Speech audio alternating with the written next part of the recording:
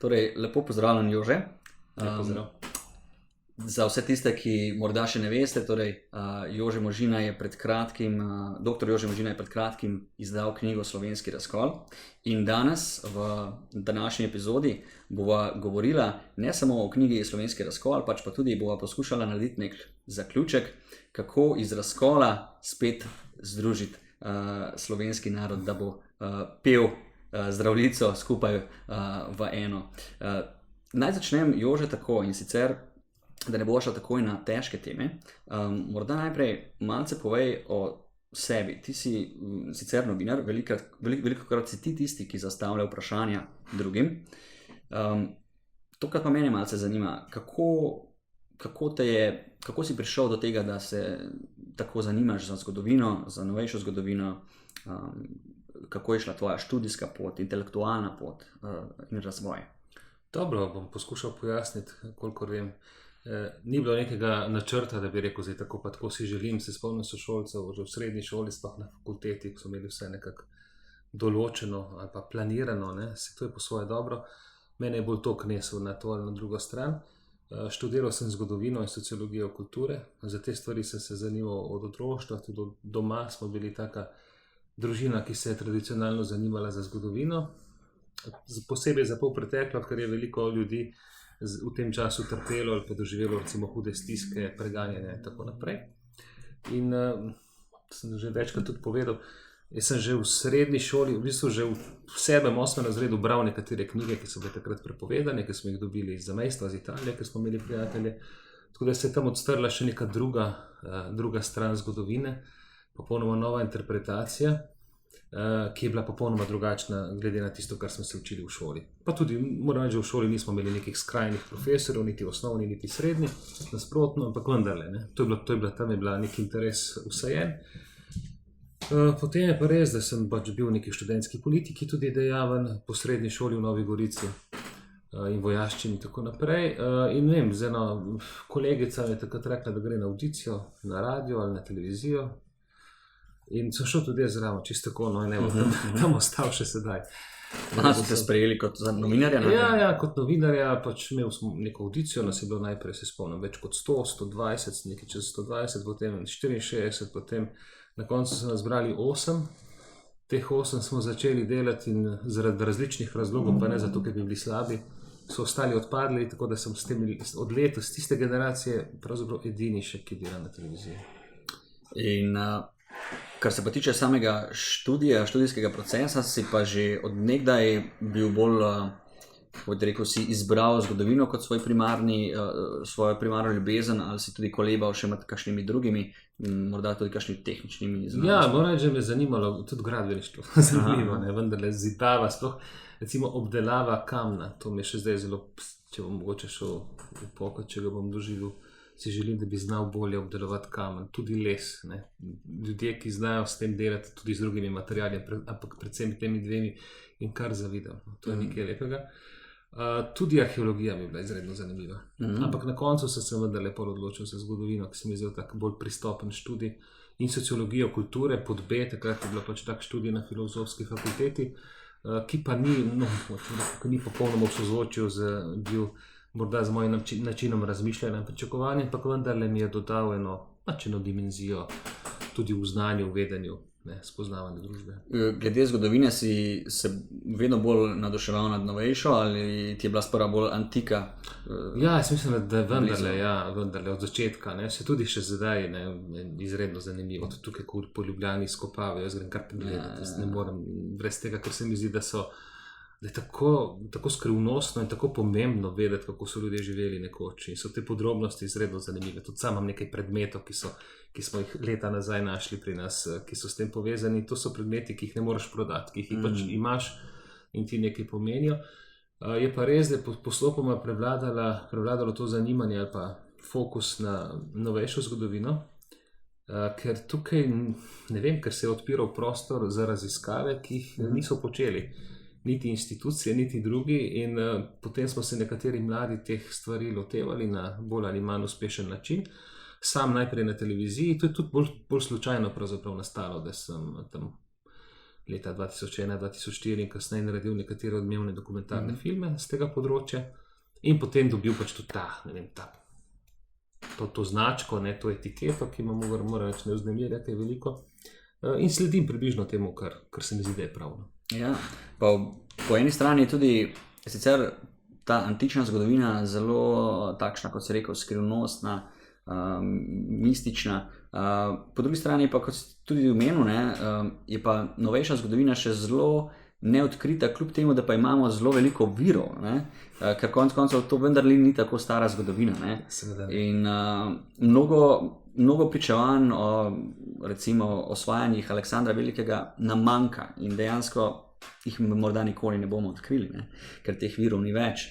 Ampak po drugi strani pa mnogo pričevanj, tudi o ljudeh, o katerih se pisal v svoji knjigi, pa imamo, so dokumentirana, bodi si te ljudje še celo živijo, bodi si so dejanja takratnih politikov, oblastnikov dokumentirana v različnih arhivih, vendar malce mi tukaj povej, koliko je teh stvari, teh virov bilo pred letom 90 ali pa do takrat raziskanih oziroma dovoljenih, da jih nekdo pogleda. Ja, zanimivo je eno ključnih vprašanj, prav gotovo, ko govorimo po pretekli zgodovini. Drži, paradoks je v tem, da včasih več vemo, ne kljub temu, da je vrsto del Aristotela in ostalih antičnih mislecev uničenih in verjetno ne bodo nikoli odkrita, ampak več vemo o posameznih dogodkih iz antike, kot pa o svoji novejši zgodovini, ki so jo mogoče naši stari starši preživeli, vsaj v določenih momentih. Če govorimo o drugi svetovni vojni, na Slovenskem, arhiv Slovenije hrani okrog 6 milijonov dokumentov. To ne pomeni, da so vsi zanimivi in relevantni, ampak vendar gre za veliko številko. Moramo se zavedati, da je recimo partizansko gibanje delovalo v ilegali, v gozdovih, ampak so od vsega začetka, to je prav fascinantno, producirali dokumente, poročila in tako naprej in navodila, in to je še zdaj ohranjeno. Včasih tudi v fragmentih, ker se je videlo, da je zalila voda, da je raztrgano, ampak so to ohranili. In so to zelo pomembni viri, ker je bil ustroj po vzoru sovjetskega režima zelo, zelo birokratiziran. Ampak 6 milijonov dokumentov, kljub temu, da je v povojnem obdobju ves čas v veliko valovih, so arhivski delavci, včasih tudi vidni funkcionarji, uničevali vse te dokumente, ki bi recimo bistveno krnili ugled bodisi nosilcev komunističnega gibanja ali pa komunistično gibanje v celoti. Se pravi, vse, kar je bilo povezano z nasiljem, s povojnimi poboji, je v glavnem vse počiščeno. To ni zdaj moja teorija, ampak to je uradno stališče, recimo doktorice Ljube Dornik Šubelj, ki je bila pač takrat na Udbi zaposlena kot arhivska delavka in je to sama povedala in se to pač ve. Ampak kljub temu, da je vse to počiščeno, nikoli se ne počisti vse in v fragmentih najdeš in lahko rekonstruiraš marsikaj. Naslov knjige si dal Slovenski razkol. Pogosto se imamo, se mi zdi, po mojem pažanju Slovenci za nek tak poseben kulturni fenomen in za vsako stvar radi rečemo, da to pa samo v Sloveniji tako. In tudi v tem primeru pogosto slišim, da ljudje omenijo, da nikjer v nobenih drugih državah ni takšnega sovraštva med levimi, desnimi in pa takšnega prepiranja glede polpretekle zgodovine kot pri nas. Pa predno greva k nam, tvoje opažanje, tvoje razumevanje tudi drugih držav v zgodovini, recimo Francije, Britanije, katerekoli drugih, je to res naš fenomen, da imamo tak močan razkol, ali morda opažaš, da tudi druge se kregajo glede zgodovine? Seveda se ni tako hudo, še v Ameriki se kregajo glede tudi končno še ameriške državljanske vojne. Tudi dobro, zdaj nočem tukaj poantirati pretirano, ampak tudi francoska revolucija je pustila globoke rane, če govorimo o nam bližjih dogodkih. Španska državljanska vojna v 30 letih prejšnjega stoletja. V določenih točkah smo mi celo napredovali glede raziskovanja medvojnih in povojnih zločinov, glede interpretacije vsega tega, tudi delno glede odkopa in pokopa pač žrtev, kar dela vladna komisija za prikrita grobišča, smo prišli zelo daleč in nas ni treba biti nič sram. Res pa je, da imamo mi zelo velik problem, ker to, kar se je dogajalo na slovenskem ozemlju, ne samo Slovenci, ampak tudi predstavniki tujih narodov, Hrvatov, Srbov, Črnogorcev, tudi ostalih, Nemcev končno. Namreč po ocenah, recimo pobiti, bomo rekla po nekih srednjih ocenah, pobiti je okrog 100.000 prebivalcev drugih narodnosti na slovenskem ozemlju, ki so skupaj s slovenskimi žrtvami, ki jih je okrog 18.000, v več kot 770 grobiščih, naprimer. Pa še sedaj se dogaja, da recimo grobišča, zdaj so enega odkrili 250 ubitih v Kočevskem Rogu, sam vem za 2 grobišči na Primorskem, ki niso evidentirani, tako da tega je res veliko, imamo velik problem. Zdaj, države so se soočale na različne načine s tem, ne? Pogosto rečejo, ja, to je bila vojna, v vojni se dogajajo zločini, ne? Saj vojna je huda stvar, pa ni tako enostavno, ne? Če se to zgodilo tudi drugod, recimo v Franciji dajo za primer, bomo zdaj povedal podatek, ki zajema večino francoskih departmajev. Tam je bila rezistenca, ki jo je vodil de Gaulle, recimo nacionalna rezistenca, in tudi leva komunistična rezistenca, ki se je borila proti nacistom. Resistance, ja. Seveda ni bilo to tako romantično kot v nanizanki, ampak je šlo za res. Dobro, ampak ko se je recimo vojna končevala, je zlasti komunistična rezistenca izvedla okrog 10.000 povojnih, oziroma 10.000 žrtev izvensodno pobitih, ne, v Franciji. Pri nas so številke glede na manjšo državo veliko večje, ampak dobro, tudi 10.000, tudi eden je preveč. Ampak zanimivo, da se je to dogajalo v dobi anarhije, ko recimo se francoska nova država pod de Gaulom še ni vzpostavila. Ko se ta država vzpostavi, imate že leta 1946 prve procese proti tem, ki so uprizarjali vojne zločine na izvensoden način. Razlika med Jugoslavijo in Slovenijo pa je v tem, da se v tej dobi anarhije ne dogajajo večji pomori. Ko se režim vzpostavi, se pravi konec maja leta 1945, pa režim, se pravi država, ne, organizira povojne pomore svojih dejanskih in potencialnih nasprotnikov, ki jih je celo zbarantala skupaj takrat z Britanci in jih dobila s Koroške nazaj, ter jih po večini pobila. Tako da gre za veliko razliko. Tam anarhija in država stvari urejuje še leta 1946, pri nas pa po vojni, ko se režim vzpostavi, izvedete množično pobijanje in potem sloni pravzaprav na tem razdvajanju živih in mrtvih do leta 90, v nekem smislu tudi do današnjih dni. Ker je to rentabilno, ker so vsi ti režimi, recimo fašizem, nacizem in komunizem, so vedno igrali na karto nekega nasprotnika. Ne? Še enkrat je do Lancu šla ena izjava, da res Jugoslavija propada, ampak da če bi imeli pa nasprotnika in ko imamo nasprotnika, takrat nas pa poveže. Zato so tega zunanjega in notranjega sovražnika neprestano uprizarjali in ga tudi generirali, tudi ko ga ni bilo. Neko stanje neprestane napetosti. Ja. In tudi to ni bilo tako, da bi recimo režimski ljudje živeli v nekem oblaku, v nekem balončku nekega miru, ne, in ostali nemiru. Seveda, trpinčen del prebivalstva je bil absolutno naslabšen, ampak tudi znotraj režima je bilo kot v ovčjem krdelu. Tudi, jaz sem s številnimi ljudmi govoril, ki so bili visoko v nomenklaturi, nekateri tudi snemo, dejansko tudi med njimi, med vojno in po vojni veljal strah. Ne? Veste, kdaj bo do koga. Ne? To je definitivno. Ja. To vemo že iz Stalinovih čistk, da tako. Pa tudi že splošno iz francoske revolucije, da revolucija žre lastne otroke. Tako je, točno tako. In to je kar pomembno morda vedeti tudi za danes, ne, za vse tiste, ki si morda domišljajo, da so ob trenutnem sovražniku, ne, lahko povezani, ampak čim se zamenja oblast in pridajo na oblast, ne, tista klika, ki je trenutno ni na oblasti, ne, se potem med sabo pokoljajo slejko. Ja, absolutno. Sploh pa, če prideš na oblast na nedemokratičen način s terorjem, kar se je zgodilo pri nas po vojni.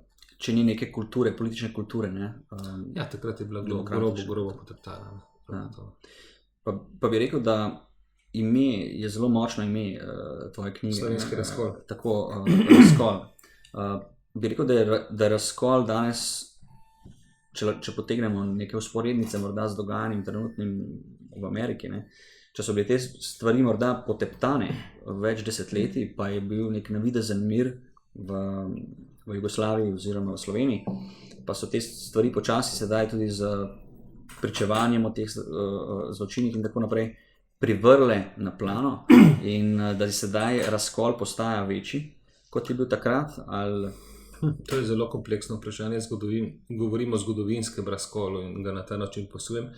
ker mi je bilo vedno zanimivo in to je kot nekako sveti gral slovenske novejše zgodovine, kako se je pravzaprav začelo, kako smo Slovenci po okupaciji spovzeli v tak mednacionalni konflikt. No, se to me zanima, ker po mojem opazovanju slovenske zgodovine še pred drugo svetovno vojno je bil kaj ti misliš, ali je bil ta razkol viden že prej v tej slovenski družbi? Glejte, ja, seveda, ampak ne na ta način, ne na militanten način, ne na način ubijanja in nasilja. Razkol je bil, če gremo malo v zgodovino, po dobi slogaštva, ko se je recimo slovenski nacionalni element vzpostavil, predvsem proti nemškem, pride seveda do ločitve na klerikalni del in liberalni del in že konec 19. stoletja, če berete časopise Slovenca, ki je bil katoliški, in slovenski narod, ki je bil liberalni, se izredno pluvajo, izredno obkladajo, načasih tudi na šaljiv način, ampak se niso nič šparali. Z besedami se ga one.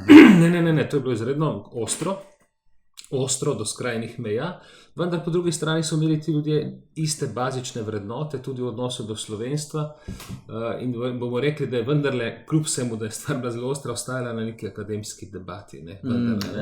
Zdaj, v 30 letih tudi zelo to ločevanje duhov, nekateri bi radi namreč razloge za medvojne in povojne pomore pripisali kar Mahniču in ne vem komu še, to je nesmisel, moramo gledati konkretno in to je mene tukaj zanimalo, tukaj so stvari sedaj dokazane, oziroma v 9 mesecih, kar je knjiga zunaj, ni bilo še nobene argumentirane kritike, sploh nobene kritike pravzaprav, ali pa ugotavljanje napak.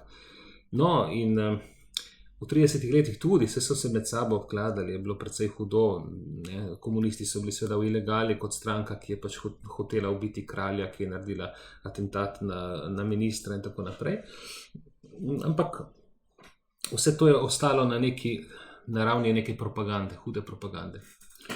Po okupaciji, ko se je pač ta tradicionalna stran, ki je bila številčna, močnejša, ki je imela oblast, je to oblast izgubila, se je pa organizirala proti okupatorju, vendar v kontaktih z begunsko vlado jugoslovansko v Londonu, ki je bila del protihitlerjevske koalicije, v dogovoru, da se odločijo za taktiko čakanja, posebno po češki izkušnji, da se nima smisla upirati okupatorju na ta način, da bi povzročal, da bi okupator streljal talce, da bi požigal vasi, ker nas je malo Slovencev in se moramo šparati.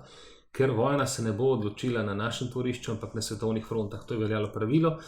Oni so se organizirali, so najprej nastala Slovenska legija, potem Sokolska legija, Soška legija in tako naprej, kjer so se evidentirali člani, se tudi nekako vojaško izobraževali in bili pripravljeni čakati. In v tistem trenutku je bila tudi komunistična partija v bistvu pasivna, ker namreč treba vedeti, da od avgusta 1939 naprej, ko sta Hitler in Stalin sklenila pakt, in si Molotov-Ribbentrop, in si razdelila Poljsko, končno so Sovjeti neposredni krivci, ker so dali podlago Hitlerju, da začne drugo svetovno vojno, spopade s Poljsko, kar je potem privedlo do druge svetovne, in si razdelijo ozemlje, se Rusi potem zasedejo.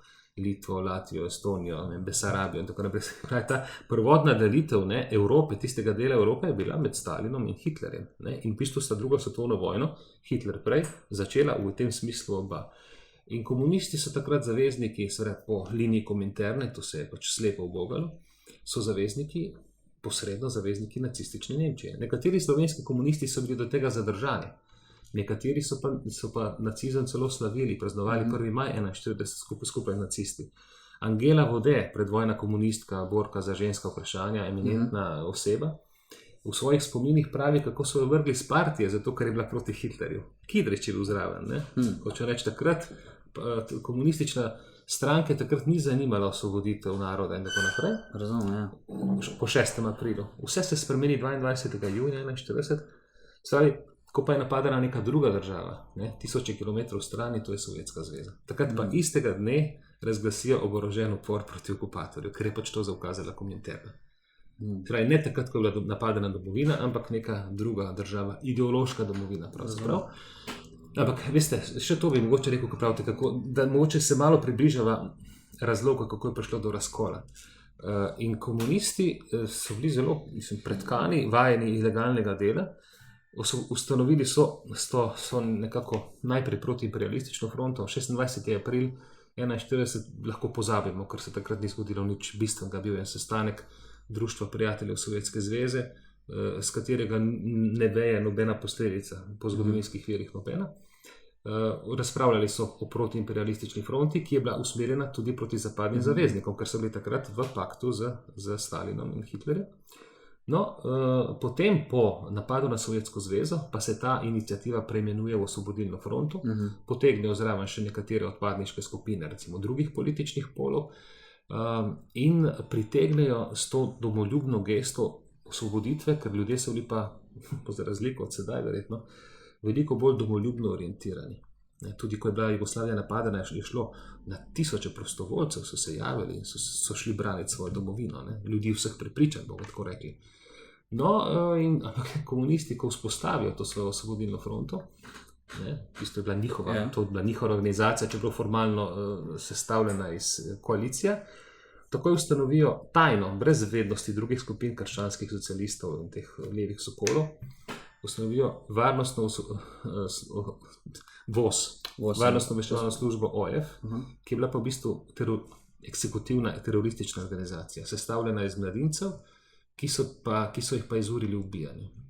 In zanimivo je to, pomembno, ključen trigger, da ta skupina VOS, ki ga je nadzirala komunistična partija, to vidimo v poročilih Kardelja, ko se s tem hvali, Titu, naprimer, v poročilu Titu, da se tega VOS-a bojijo kot hudič križa in da oni tega ne dajo iz rok pod nobenim pogojem, se pravi, da bi nadzirali druge skupine vse to.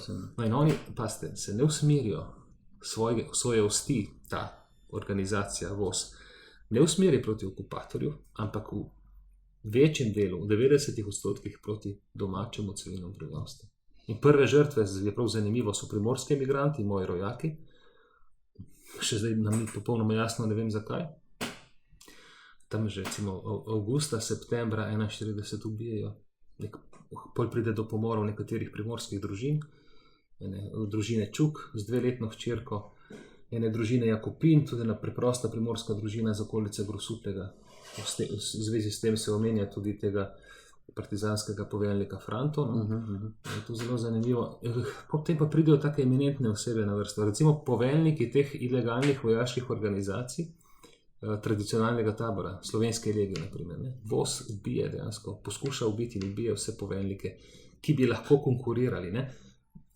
Njim ni bil interes, da bi se povezali skupaj v borbi proti okupatorju, ampak so v bistvu septembra 41 izločili, v bistvu sami so se razglasili za edinega, ki se lahko okupatorju upre, in vse ostale razglasili za narodne izdajalce avtomatično. In tukaj seveda razkol popolnoma jasen. Manjšinska grupa, oni niso predstavljali večine slovenskega naroda, se je odločila za tak drastičen ukrep. Zakaj je bila uspešna? So bili določeni pogoji, občezgodovinski potek zgodovine na evropski ravni, vendar v veliki meri pa so, vsaj tako partikularno, etapno želi uspeh zato, ker so bili izredno agresivni. In tukaj pridemo... Medtem, ko je bila takratna vlada zelo, kot se rekel, je obrala pasiven način in tudi niso bili vajeni. In ko pride do recimo trka, te prevladujoče katoliške, pa tudi liberalne politike, in recimo, ki je imela vsaj pred vojno in tudi kasneje veliko zaledje s to komunistično manjšino, se ta pravzaprav pride ta velike težave, ker ti niso bili vajeni ubijati, ti so pa ubijali. In to je bil, vsa ključ za razumevanje je tukaj. Prosti, kar tega prekinjam, to me zanima o ubijanju. Kje so dobili ti ljudi? Glede na to, da kot si rekel, Slovenija prej ni imela izkušenj z nekimi vojaškimi sistemi, tudi sami nismo imeli razvitih neke, kot so imeli recimo Nemci, prusko vojaško zgodovino in obveščevalnih služb. Tega ni bilo, preprosti kmetje, nekaj intelektualcev. Kje so dobili te ljudi, ki so bili sposobni tako hladnokrvno in zelo sposobno, v tako majhnem številu prevzeti moč nad tako veliko populacijo? Vera je bi ti prebral, ker sem pač jaz sem bil to srečo, da sem Morda me tako zanima, njihovo ozadje, kaj so to postopači, bivši vojaki, španski borci? No, to. Imam tukaj, jaz sem namreč našel nek arhiv, neuporabljen, ki je bil 45 let zakopan, arhivski zaklad, kjer so časovna kapsula, dokumenti vseh 3 strani, tradicionalne, komunistične, originalna korespondenca Zdenke Kidrič, voditeljice VOS-a in Edvarda Kardelja, ki naroča koga ubiti in kako. To so res fascinantne zadeve za razumevanje takratnih razmer. Ja, prav si povedal, bili so španski borci, ker v bistvu, če človek ni vajen nasilja in ubijanja, zelo ni tako enostavno iz nekega položaja normalnosti, bomo rekel celo ležernosti, pristopiti. No. In tukaj eden od teh vosovcev pravi, da je treba res se zelo dobro na to pripraviti, ampak če si ti pripričan, se pravi indoktriniran, ne, da je ta res narodni izdajalec, potem je to manj problema. Prav razlaga. Ampak ti ljudje, ki so to počeli, zdaj pridem bolj na konec, so bili v bistvu razvaline. V dokumentih, tudi pa Kidrič pravi, nikar nam jih ne pošiljate, potem ko so se kompromitirali, so jih pošiljali v partizane. In Kidrič pravi, nikar nam ne pošiljate teh gangsterjev, Kidrič za vosovce pravi gangsterjev, ker v bistvu samo škodujejo, ker so bili pač vajeni, to, kar so oni počeli, je bilo tudi moteče za partizansko gibanje, tisto, ki je imelo nek recimo normalnejši ustroj.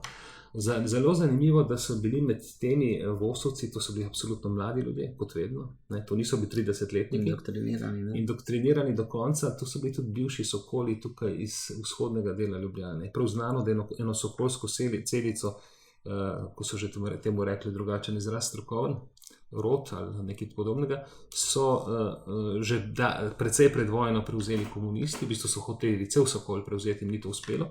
Ampak tukaj so prav iz te vzhodne Ljubljane so potem v obrobje Ljubljane so rekrutirali največ teh vosovskih likvidatorjev. Bile so pa tudi ženske vmes. Ne kot, mislim, mogoče ne toliko kot tiste, ki bi streljali, ampak ki so bile neposredno zraven, ki so pomagali organizirati. Tudi recimo določeni dokumenti ali pa rokopisi iz tega tajnega arhiva, ki sem ga prej omenil, ki sem ga prvič uporabil, so zelo zanimivi, ko si dopisujejo ena pa druga vosovka. Rekonstruiral sem tudi imena, kako so tega pa tega ubili, pa tega ubili. Vidi se tudi nekaj, da okupator je potem za te ubite začel streljati talce in da so imeli komunisti znotraj italijanske strukture, vojaške, ki je odločala o tem, kdo bodo talci, so imeli svoje ljudi, običajno so jim potikali ženske. Tako da so svoje talce, ki so bili za njih zelo pomembni, obvarovali. Razen v primerih, ko jim ni bilo to interesov. Tako da recimo po prepričanju zgodovinarjev, številnih zgodovinarjev so voditelja krščanskih socialistov, ki je bil manj naiven kot Edvard Kocbek, bolj načelen, pravnik, odvetnik, ali stanovnik, so v bistvu na ta način žrtvovali, da je pač bil jed, in potem so oni ubili voditelja tradicionalne strani in stanovnik je elegantno potem padel kot talec. Takih primerov je veliko. Tudi vidi se en primer, ko si dopisujete dve vosovki, da so tega po tega svojega skoraj z veliko težavo rešili, ki je bil že na spisku. Sraj so imeli ta pristop in potem, ko so ubili enega inženirja Martinjaka januarja 1943 in so komaj rešili enega svojega, kot talca, potem se ti umori v Ljubljani prenehajo. Če prav razumem, do nemškega napada na Sovjetsko zvezo so komunisti, tudi naši komunisti, računali na to, da bodo skupaj z Nemci v bistvu so imeli osnovano protiimperialistično fronto, sklepam iz tega imena, da so do takrat upali, da bodo skupaj z Nemci v bistvu uničili demokratičen zahod oziroma imperialističen zahod, če uporabim. Ja, zdaj tukaj malo špekulirava, Tukaj je bila verjetno cel spektr tega. Gre za to, kaj je takrat Kominterna, oziroma kaj je mislil Stalin, kaj je mislila Kominterna. Ker dejansko so bili res slepi sledilci navodil Kominterne. Tisto, kar je rekla Kominterna, to je bilo božje. Relacija je bila bolj disciplinirana, kot je bila relacija Slovenske cerkve do Vatikana. Celo dr. Lojze Ude, to je bil zelo eminenten predvojni pravnik, borec za severno mejo, ena ugledna osebnost, mogoče, ki jo zdaj v Sloveniji skoraj nimamo, ki je celo prestopil v osvobodilno fronto, izjavi, je rekel, da slovenski komunisti imajo do Sovjetske zveze, tako čuden izraz je uporabil, religijo nadomeščujoč odnos. So v bistvu imeli kot za religijo. Mogoče povem še en primer, eno odslikavo tega. Ivan Maček Matija, povojni šef OZNE in človek, ki je v bistvu organiziral povojne poboje Slovencev in tudi sicer, je sam enkrat prostodušno povedal za televizijo, in to imamo posneto, pa tudi v svojih spominih. Ko smo se spraševali pozneje, da zakaj nisem povedal, kako je v Sovjetski zvezi. Namreč, ko je on šel na izobraževanje v Sovjetsko zvezo v 30 letih, je bil tam šokiran nad revščino, nad terorjem, nad strahom, nad pomankanjem. V bistvu je bilo vse drugače, kot so njega učili, o idealu Sovjetske zveze. In potem pravi ta moj prijatelj, komunist, zakaj mi tega nisi povedal? In pa mu Maček prostodušno reče: če bi jaz tebi in ostalim povedal, ne, potem bi bil ti na nasprotni strani, ne bi bil ti komunist, bi bil proti meni. Kaj to pomeni? Da je v bistvu vse skupaj, vsa ta ideal, vrhovni ideal, ki ga vidimo ogromno v teh dokumentih, ideal Sovjetske zveze in bolševizma in komunizma, slonil na laži. Ne na delni laži, na absolutni laži. Oziroma celo jaz verjamem, da so te ljudje verjeli celo v te laži. Ne, tisti, ki so tam bili, ne, ker so videli. Ampak on pravi, Maček pravi tako: tovariši, ki so prej tam bili, meni niso povedali in tudi jaz nisem nikomur povedal. To je na televiziji posneto, v knjigi imam citat, razumete? Ja, razumem. Tisti, ki pa v Sovjetski zvezi niso bili, so pa res slepo verjeli njim, ne? Ampak celotna zgodba v temelju sloni na laži, to je fascinantno. Zdaj bi rekel, da bi slovenski komunisti si želeli zmage Nemčije in tako naprej. To je zdaj lahko špekulirava. Dejstvo je, da na Štajerskem... Nacistične Nemčije, ja. Na Štajerskem so kar kolaborirali, so se nekako poistovetili z nacističnim režimom. V Ljubljani so bili malo bolj previdni, ampak bili so v svaštvu, ne? Bili so v svaštvu zaradi pakta Hitler-Stalin z Sovjetsko zvezo oziroma z Nemčijo. Zdaj, ko gledamo te dokumente, ki jih tudi imam, pa recimo partijska glasila, ja, govorijo dejansko o tem in na isto raven postavijo Nemčijo, pa recimo Francijo in Anglijo. In to v času, ko je bila Francija zgažena in poražena strani nacistične Nemčije, ko je bila Anglija na kolenih, oni pravzaprav obsojajo Anglijo in Francijo kot tiste, ki so začele vojno zato, da bodo sprovocirali uničenje Sovjetske zveze. To so nore zadeve, nikjer še zapisane na ta način. Tukaj imamo tudi faksimile dokumentov, ki kažejo eno zelo, zelo čudno držo takrat slovenskih komunistov. Ne? In pravim, razlog za to, ne, da so se znašli na pravi strani zgodovine, ni bil v njihovi odločitvi, ampak perverzno v dejstvo, da je nacistična Nemčija odločila za napad. Hitler izdal Stalina, ga napadel in potem so se oni znašli na pravi strani zgodovine, kot se danes reče. Ja. Glede na to, da si toliko proučeval te ljudi in te ekstremiste, kaj bi rekel, da jih je peljalo k temu, ne? Ker to so že pred vojno, ko so vsi navadni ljudje živeli v, recimo temu, neki normali, so ti ljudje gojili neko mržnjo proti sistemu.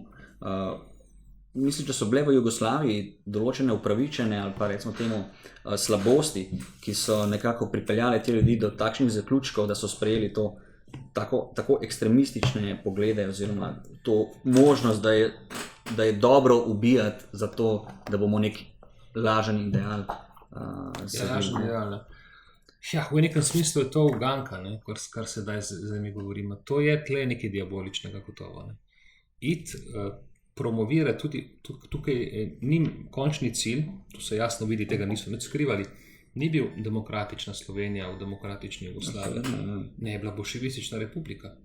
Tega tipa, kot so jo oni videli in doživeli v Sovjetski zvezi. Zdaj diktatura, nasilje, končno tudi uničenje kmeta, uničenje meščanstva, uničenje tradicije in graditev nekega novega človeka. Tudi med temi temeljnimi točkami Osvobodilne fronte iz septembra 1941 je preobrazba slovenskega naroda. To je mi v nekem smislu potem uspelo, ne takrat, ampak mogoče danes, ne? Ker je slovenski narod tako preobražen. Vprašal si me nekaj drugega. V bistvu morda me to zanima. Kje so morda bile šibkosti v Kraljevini Jugoslaviji? Ja, Kraljevina Jugoslavija ali pa sploh slovenski del Kraljevine Jugoslavije, to je bila pač država, ki je nastala, ki je bila versajska tvorba, kot so komunisti rekli. Komunisti sami so jo sovražili in so imeli, 15 let, je bil dobrih 10 let, je bil načrt komunistične partije Jugoslavije razbitje Jugoslavije sami. Tako da oni delajo atentat na notranjega ministra, na kralja in tako naprej. In zato so jih tudi prepovedali.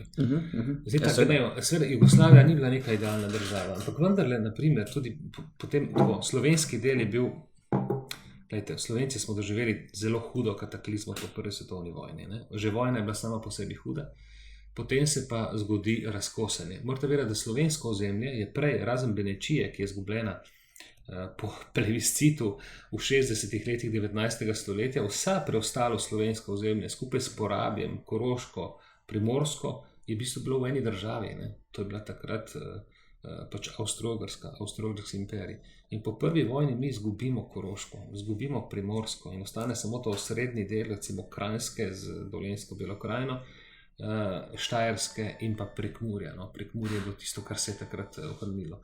Mi smo izgubili več kot tretjino prebivalstva in to je bila ena taka moreča handicap, da se niso zlepa pobrali. Ampak dobro, v 30 letih udari gospodarska kriza, v drugi polovici 30 let se začne neka ekonomska prosperiteta. Ne bi zdaj tukaj navdušeno o tem govoril, ampak ravno sem danes srečal gospoda Pirkmajerja, njegov oče je bil takrat v predvojni eliti. Recimo takrat smo se Slovenci najbolj približali nekemu zahodnoevropskemu, že v Avstro-Ogrski, ampak smo se zelo približali zahodnoevropskemu standardu. Naprimer, leta 38-39 je imela Slovenija, ali pa ta Dravska Banovina, ta del, je dosegla približno dobrih 80% standarda Avstrije. Potem, ko smo doživeli ta komunistični eksperiment, ki ga nekateri še danes slavijo, smo padli, 20%. Poslušajte, Bog pomaga. Kaj so delali s tem narodom? S tem, da je bila Avstrija, seveda tudi, sploh pa Nemčija, sesuta med drugo svetovno vojno, okupirana tudi strani okupacijskih sil. Tako hudo je ta režim poškodoval, ne samo med vojno in po vojni, ko je ubijal, ampak tudi, ko je uničeval te gospodarske substance, to, kar se je prej v stoletjih nalagalo, to znanje, to obrtno znanje, imeli smo že tudi podjetnike, imeli smo tovarnarje, imeli smo napredne kmete. Tovarne so nacionalizirali, veliki so jih uničili, vso to drobno obrt tukaj po Ljubljani, cele knjige so v arhivih, kaj vse so zaplenili, so uničili, razbili to znanje, zadavili kmeta, kot se je dalo, s temi neumnostmi, in potem je država v bistvu padla v popolno pomankanje. Mislim, da je bilo kaj do 55. leta ali 53. je bil kruh na karte, ni bil v prosti prodaji, dobilo se ni nič, bila je revščina, razen seveda za režimce, za režimske ljudi, so imeli pa posebne trgovine, kjer se je dobila tudi zahodna roba. Ker avtomobilov po vojni, se so malo preskočila, niso mogli kupovati zahodnih, ker ruski niso bili zanimivi za visoko elito, jih je Udba kradla, recimo v Trstu na Goriškem, in potem tajno pripeljala čez. To so znane zgodbe. Pa kaj so še uničili, če gremo tako, če mogoče še eno zadevo lahko ne? Zdaj se veliko ukvarjamo recimo z oskrbo starejših. Kakšen problem je s tem? Je velik problem. Nimamo domov za ostarele, nimamo urejene neke trajne oskrbe, ta patronažni sistem pač funkcionira kolikor lahko. Pred vojno je bilo seveda ne na tako visoki ravni to organizirano na način, da so sestre usmiljenke, se pravi, da so delale po bolnišnicah, ampak to ni bilo delo kot za plačilo, tudi, ampak v bistvu je bilo poslanstvo, ono so živele za to. In so skrbele tudi za bolnike po domovih. In kaj se zgodi? Leta 8. marca 1948 vse te nune naženejo iz služb, da jih ne rabijo. In hoče reči, da je bil slovenski režim še bolj radikalen kot na jugu, ker so jih namreč z veseljem sprejeli na Kosovu, v Srbiji, celo v vojaški bolnici v Beogradu so delale in so jih tako sprejeli, ker so bile izredno cenjene in sposobne. Torej tudi komunistični režim jih je tam sprejel, pri tam nas? Ja, pri nas pa ne. Ampak veste, kaj je še bolj perverzno? Tako je pa mama od Lidije Šentjurc bila bolna in ni imel kdo za njo skrbeti, je prišla prositi te nune, ki so pač še obstale potem v nekem egzilu tam na Dobrovi, da če bi eno dobila, lepo prosi, če bi skrbela za njeno mamo. Razumete? In to od Lidije Šentjurc, ki je bila, mislim, da ti več veš. Ja, bila je ministrica v povojni vladi, ki je podpisala razlastitev ene od ustanov tukaj v Ljubljani, njihove, mislim, da kaj je Leonišče bila, kako se že to imenovali. Kakšna zanimiva ironija v bistvu, Preverzna, ampak za večino ljudi pa ni bilo poskrbljeno. Hoče reči, tako zelo so padli standardi iz te predvojne Jugoslavije, ki absolutno ni bila idealna, na to, kar je bilo potem po vojni. Mi smo tudi imeli recimo nek civilizacijski sistem, srednjeevropski, krščanski, če hočete, kjer je življenje bilo nekaj vredno. Z vsemi težavami, z vsemi odkloni, zlorabami, ampak življenje je bilo nekaj vredno. V predvojni Jugoslaviji, v Dravski Banovini, tudi to sem raziskal, je bilo recimo na letni ravni sojenih zaradi umorov 20, 19, 24 ljudi, tako nekaj. To ne pomeni, da so vsi ti umore naredili, ampak vendarle, približno tako. Tle pa med vojno, ta gerila, komunistična gerila, ubije na desetine ljudi že v majhnih občinah. Veste, kakšen šok je bil to za ljudi? In sprva je bilo tako, ko je bilo nekdo ubit, tudi na podeželju, ker so ljudje bili vajeni nekega ustroja. So mislili, pa nekaj je že moglo biti, nekaj je že moglo narediti, se človeka ne ubija kar tako. Sčasoma jih je vrsto spoznalo, nažalost, ta režim, ta ideologija ubija človeka tudi kar tako. Na začetku si omenil to, da je takratna vlada, takratna kraljeva vlada tukaj in Ban natlačen, da so se odločili za češki pristop. Torej, dajmo se... Varujmo življenje. Tako, varujmo življenje, dajmo biti čim bolj mirni. Glavne bitke se bodo dogajale drugje, ne pri nas. Morda mi na malce razloži, kakšen pa je bil ta češki pristop, torej kako dobro ali kako slabo je pa Češka prišla skozi drugo svetovno vojno v primerjavi s Slovenijo. Zdaj neke popolne slike ne bom mogel dati, ampak tam je bil umor visokega nacističnega funkcionarja in zatem so se zgodile Ludovice, kjer so zravnali na vasi zemljo, eksemplarično, ne? In potem je tudi češka vlada v izgnanstvu, skupaj seveda s češko rezistenco, rekla, počakajmo, čuvajmo življenja svojih ljudi. Mogoče bi tako odgovoril, ne, tudi. Imeli smo podoben primer na ravni celotne Jugoslavije oziroma Srbije. Draža Mihajlović je prvi začel, to je bil četniški vodja, stari jugoslovanski oficir, ki je bil pred vojno celo v Celju, poveljnik garnizije, strokovnjak za gverilsko delovanje, ki se je izobrazil v Franciji, sošolec je bil recimo de Gaulle, in on začne že takoj ob kapitulaciji Italije že organizira enote, v katerih je bilo celo nekaj Slovencev, slovenskih oficirjev ali pa posameznikov, in temu se je reklo ravnovorsko gibanje, četniško gibanje, jugoslovanska vojska v domovini uradno. Oni se začnejo boriti proti Nemcem, seveda v kontaktu z begunsko vlado v Londonu. In predvsem je Angleže takrat zanimalo, ne, da so delali sabotaže na komunikaciji proti Grčiji, ne, spravi na tej progi, ki gre v Grčijo, na železniški progi, in začetniki so to delali. Prihajalo do hudih represalij. To zdaj govorim malo malo poenostavljeno. Nemci so začeli ubijati za enega Nemca 50, celo 100 in tako naprej. To je bilo zelo hudo. In Draža Mihajlović, malo poenostavljeno govorim, ampak vendarle stopi korak nazaj in ni bil več tako kooperativen, da bi zmeraj, ko so oni hoteli. V tistem trenutku Churchill pošlje delegacijo k Titu. To je bil Fitzroy McLean, škotskega porekla, angleški oficir, seveda inteligenten, ciničen, ki se je zavedal, da za njih je bistveno reševanje angleških življenj, ne? Da je to prioriteta, da ga balkanska kriče so malo hudoben, da ga ne zanima toliko. Ne? No in on je odstopil do Tita, prišel k njemu, to je bilo spektakularno, kako je uspel priti takrat, in Tito mu je obljubil podporo. In potem je on šel nazaj, mislim, da v Caserti ste se srečali s Churchillom, in mu je to rekel. Je rekel, Tito je kooperativen, tudi vse, karkoli so se zmenili, je naredil. Ne? Ampak moram vas, gospod prime minister, opozoriti, da če bomo mi Titu pomagali, ne, bo po vojni Jugoslavija lahko komunistična. Ne? In Churchill je izrekel tiste znamenite stavek, ko je rekel, Fitzroy, a ti misliš po vojni živeti v Jugoslaviji? Je rekel Fitzroy, ne. Je rekel, jaz tudi ne. Razumete? To je prav dokumentirano? Ja, to je vojna na Balkanu, Fitzroy McLean je prevedeno v slovenščino. Oni so seveda v svojo vojaško korist žrtvovali. Verjetno so gledali za kratkoročno, takrat je bila verjetno res največja seveda grožnja nacistična Nemčija. Absolutno, v teko vojaškem smislu se razume, ampak hočem reči, da ni bil vsak pripravljen žrtvovati svojih ljudi za obče interese, no? Kot so bili recimo komunisti pa ne. Sigurno, ja. Tudi vidi se, tle sem imel te grafe, ampak kaj to kazati, mogoče ljudje, ki so kakšno drugo oddajo gledali, ker smo to pokazali, ali pa če knjigo vzame v roke, vidijo, ne, koliko smo mi prebivalstva zgubili, ne. Tle je mogoče padlo, ne vem, veste, 1000 okupatorjev vojakov. Če se prav spomnim številk, ne bi v drugi svetovni vojni padlo okoli do 100,000 Slovencev, ne, gledano s partizani, civilni. Vse skupaj. Na ozemlju Slovenije smo zgubili 99,980, praktično 100,000 ljudi. Ne. Pa to, veste, da številka ni dokončna. Ni glede na to, da so kakšne podvojitve tudi. Ne. Če pa bi vzeli zamejstvo in Koroško in pa zamejsko Slovenijo v Italiji, je pa ta številka še višja. To je dobrih 7% takratnega prebivalstva, ne? Slabih, recimo. Kako pa, ja, slabih seveda, ker gre za zelo slabo zadevo.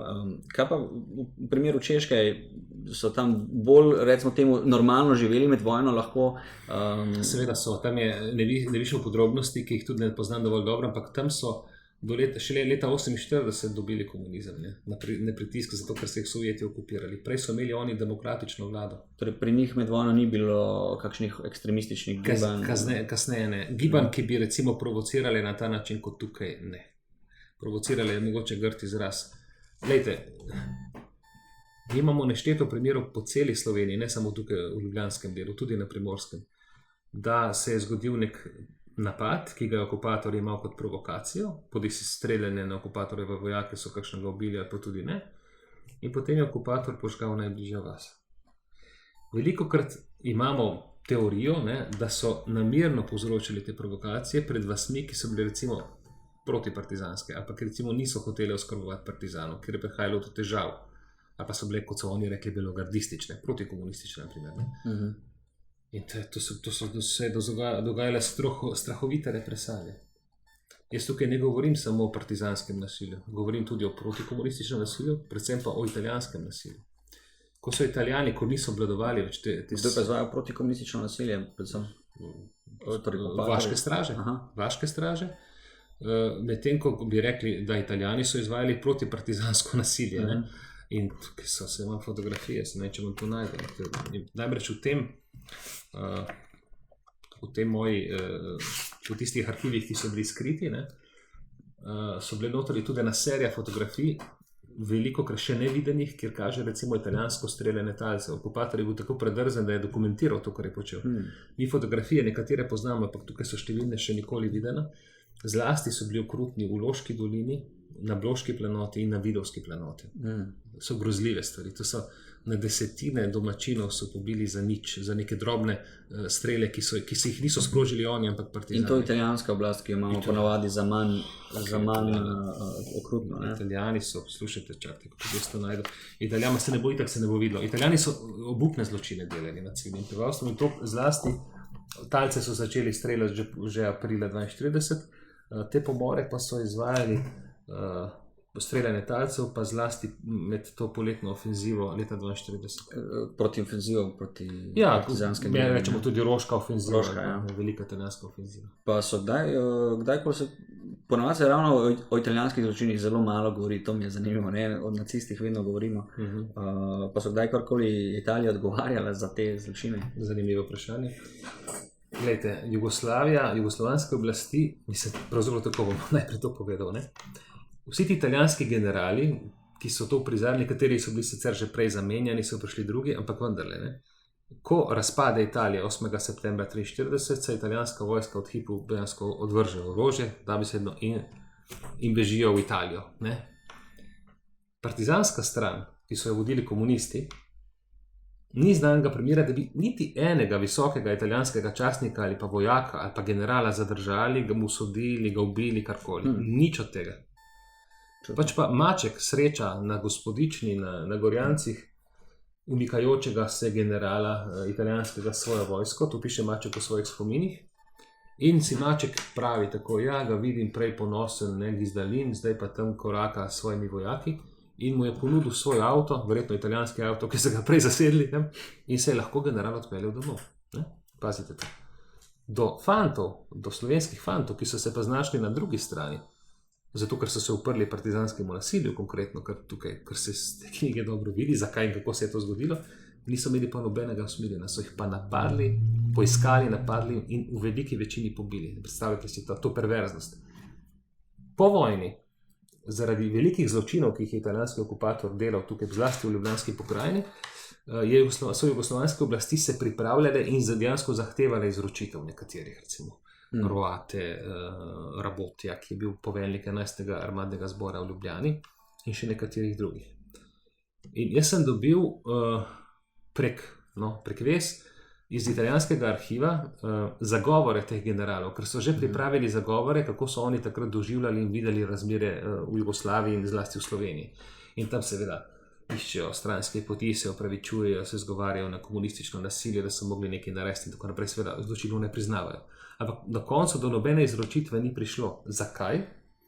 Ker so tudi komunistične oblasti, jugoslovanske in slovenske, po zasedbi Trsta in Gorice, se pravi tega pasu, ne, ki smo ga pozneje izgubili, in tudi zato smo ga izgubili, uprizarjali čistke in zločine na isti način, kot pri nas v Kočevskem Logu, v Slovenski Bistrici, Hudi jami. A razumete? To so izvali čistke nad optanti, nad... Ne, mislim, to je tudi zanimivo. Izvajali so čistke po podobnem principu, kot so ga izvajali recimo kot v Slovenski Bistrici ali pa v Ljubljani v manjši meri. Ne? Kardelj je bil takrat v Postojni in pravi začnite čiščenje, kar je pomenilo v komunističnem besednjaku ubijanje, ampak ne na nacionalni, ampak na razredni ravni. Veste, kaj to pomeni? Da so bili tarče v bistvu...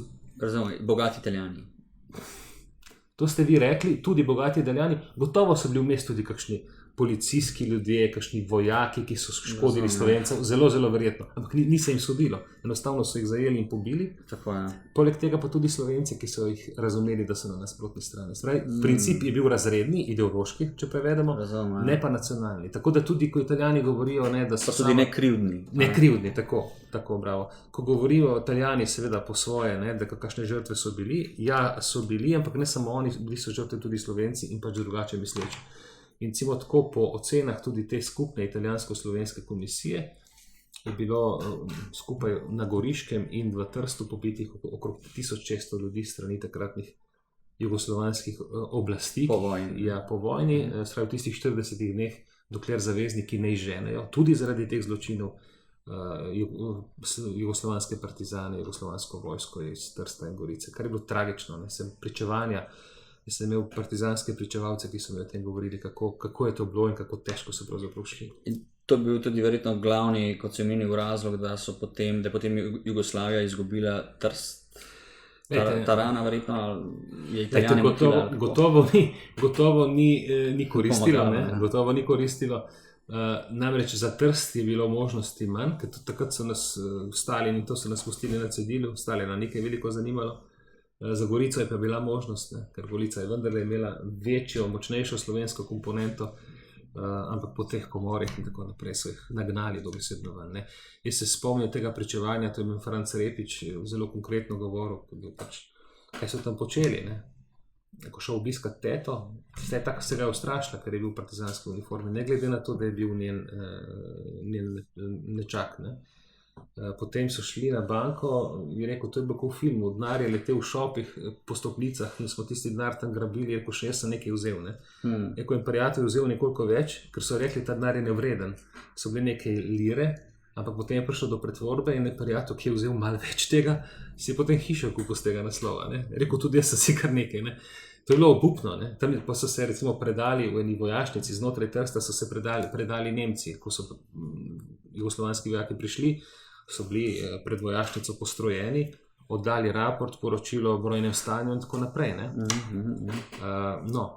Jugoslovanska vojska so jih postrelili vse z mitraljezom, tam so bili in potem je pa jih odpeljali potem v neko brezno te Nemce in potem je bil grušč, kot se reče, še se ga pa nada sprati, ker je bilo to maja meseca, že proti juniju, je začelo to neznosno smrdeti.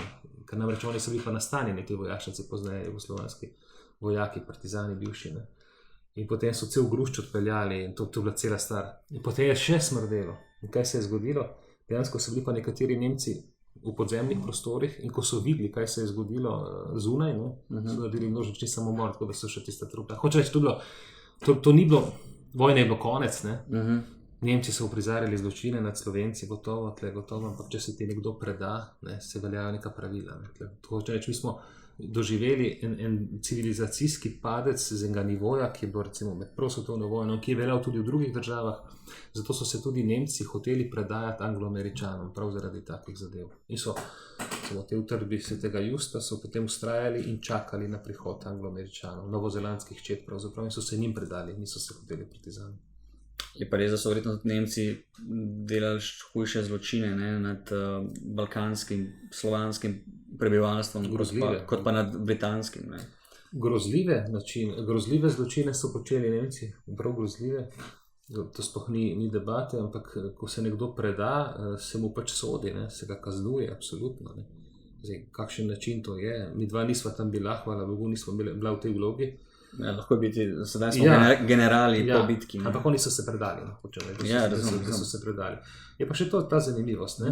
Pri nas se šteje kolaboracija z okupatorjem, kar je posebna točka. Kolaboracija ni častno dejanje, vendar sama po sebi ni zločin. Če je pa kolaborant ubil nekoga, ne, protipravno bomo rekli, tako da se malo izrazimo, je pa zločinec. In če ga je ubil okupator, je zločinec, in če ga je ubil partizan, je tudi zločinec. Kriterij je v bistvu vojni zločin, nič drugega. Glejte kako, ne. Čeprav, a niso kolaboracijo vedno tudi recimo v vsaki civilizirani recimo državi, ne vem, kot so Britanija, Francija, kolaboracijo tretirali kot smrtni zločin oziroma smrtna kazen je bila tudi v vojski, recimo, če je vojak kolaboriral z nasprotno stran, je to nek to je dezerterstvo, to je druga stvar.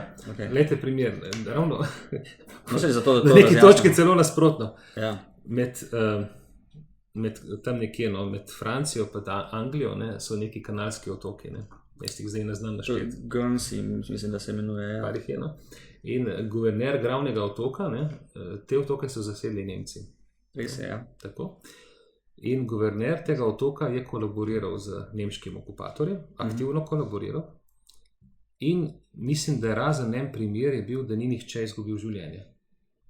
Po vojni je bil ta guverner tega otoka strani britanskih oblasti nagrajen z veliko medaljo, ker je obvaroval življenja Britancev. Razumem. Tako da, veste, oni so se prekleto zavedali, kaj pomeni varovati življenja in kaj pomeni vojaško kolaborirati. Ne? Recimo tudi v Sloveniji smo imeli kolaborante, ampak a so bili to ljudje, ki so kolaborirali z ideologijo fašistično, nacistično? Ne. Oni so se znašli na tej strani zato, ker je bil v nekem trenutku, če govorimo o letu 42, in to imamo spet dokumente, ki to dokazujejo, njihova življenja ni ogrožal okupator tudi, ampak v večji meri revolucionarno gibanje. To je zanimiv, dober argument, zato ker če se v bistvu pomislila tudi na zgodovino, ne, pa tudi čisto na druga področja, ne, kako so ponavadi narodi, sploh tisti, ki so bili manjši, ne, pa šibkejši, delovali, vkolikor jih je napadel močnejši sovražnik, ne, je pogosto ravno tako, da so se po domače povedano potuhnili in navzven sodelovali pogosto, ne, z nasprotnikom, ne, počakali, da glavna vojska naredi svoje, potem pa spet nadaljevali svoje. Ne. Slovenci smo malo številni, zdaj tukaj spet ne bova vrednotila kolaboracije, ampak jaz sem povedal v strokovnem smislu, kako je to šlo, ker nismo takrat živeli in to je tisto, kar vam je ena kolegica rekla. Treba je stvari vrednotiti ne sedanjega trenutka, kako bi mi, ne, ampak konteksta časa in prostora. Ne. Kako so ljudje takrat razmišljali na podlagi njihovih vrednot in njihove situacije. In če je bil v eni vasi na Dolenjskem ali pa na Notranjskem, če je revolucionarno gibanje ubilo župana, ubilo duhovnika, ubilo nekaj premožnih ljudi, ubilo 2 beračice, naprimer, ubilo eno delovko, eno kmetico, italijanski okupator pa ne, koga se bodo potem bali? Razumem. To je z vidika, no, tudi ta knjiga je mogoče posebna v tem, prej se je pisalo v zgodovinske knjige veliko krat z izhodišča neke ideologije, zaščite neke ideologije, potrditve, pravilne premoči nekoga. Ja. Ta knjiga bazira na, jaz sem se postavil izhodišče, baza je slovenski človek, njegove stiske, ne, in njegove dileme v luči vojne. In z tega vidika slovenski civilni prebivalci je tisti, ki je v bistvu pomemben. In z njegovih razmišljanj, z njegovih stisk izhaja. In če se postaviš v njegovo vlogo, če bi bil nekdo od nas tukaj v tej podobni vlogi, bi verjetno podobno odreagiral.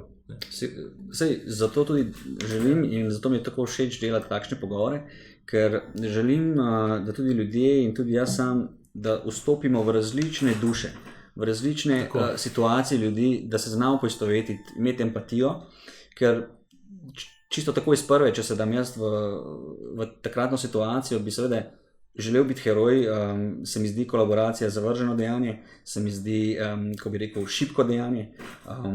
Če gledam iz današnje perspektive, kaj vse vem o Hitlerju, o nacizmu, bi seveda takrat rad bil junak in jih vse premagal in postrelil, ampak ravno zato mi je všeč delati takšne pogovore, da dobimo vpogled v razmišljanje ljudi, kot so, ne vem, rad bi razumel Bana Natlačena, recimo, ki je takrat sprejel italijanske pa nacistične to se da tudi pojasniti. Okupatorje. Takšno njegovo dejanje, ko sem prvič bral o njem, se mi zdelo šibko zavrženo.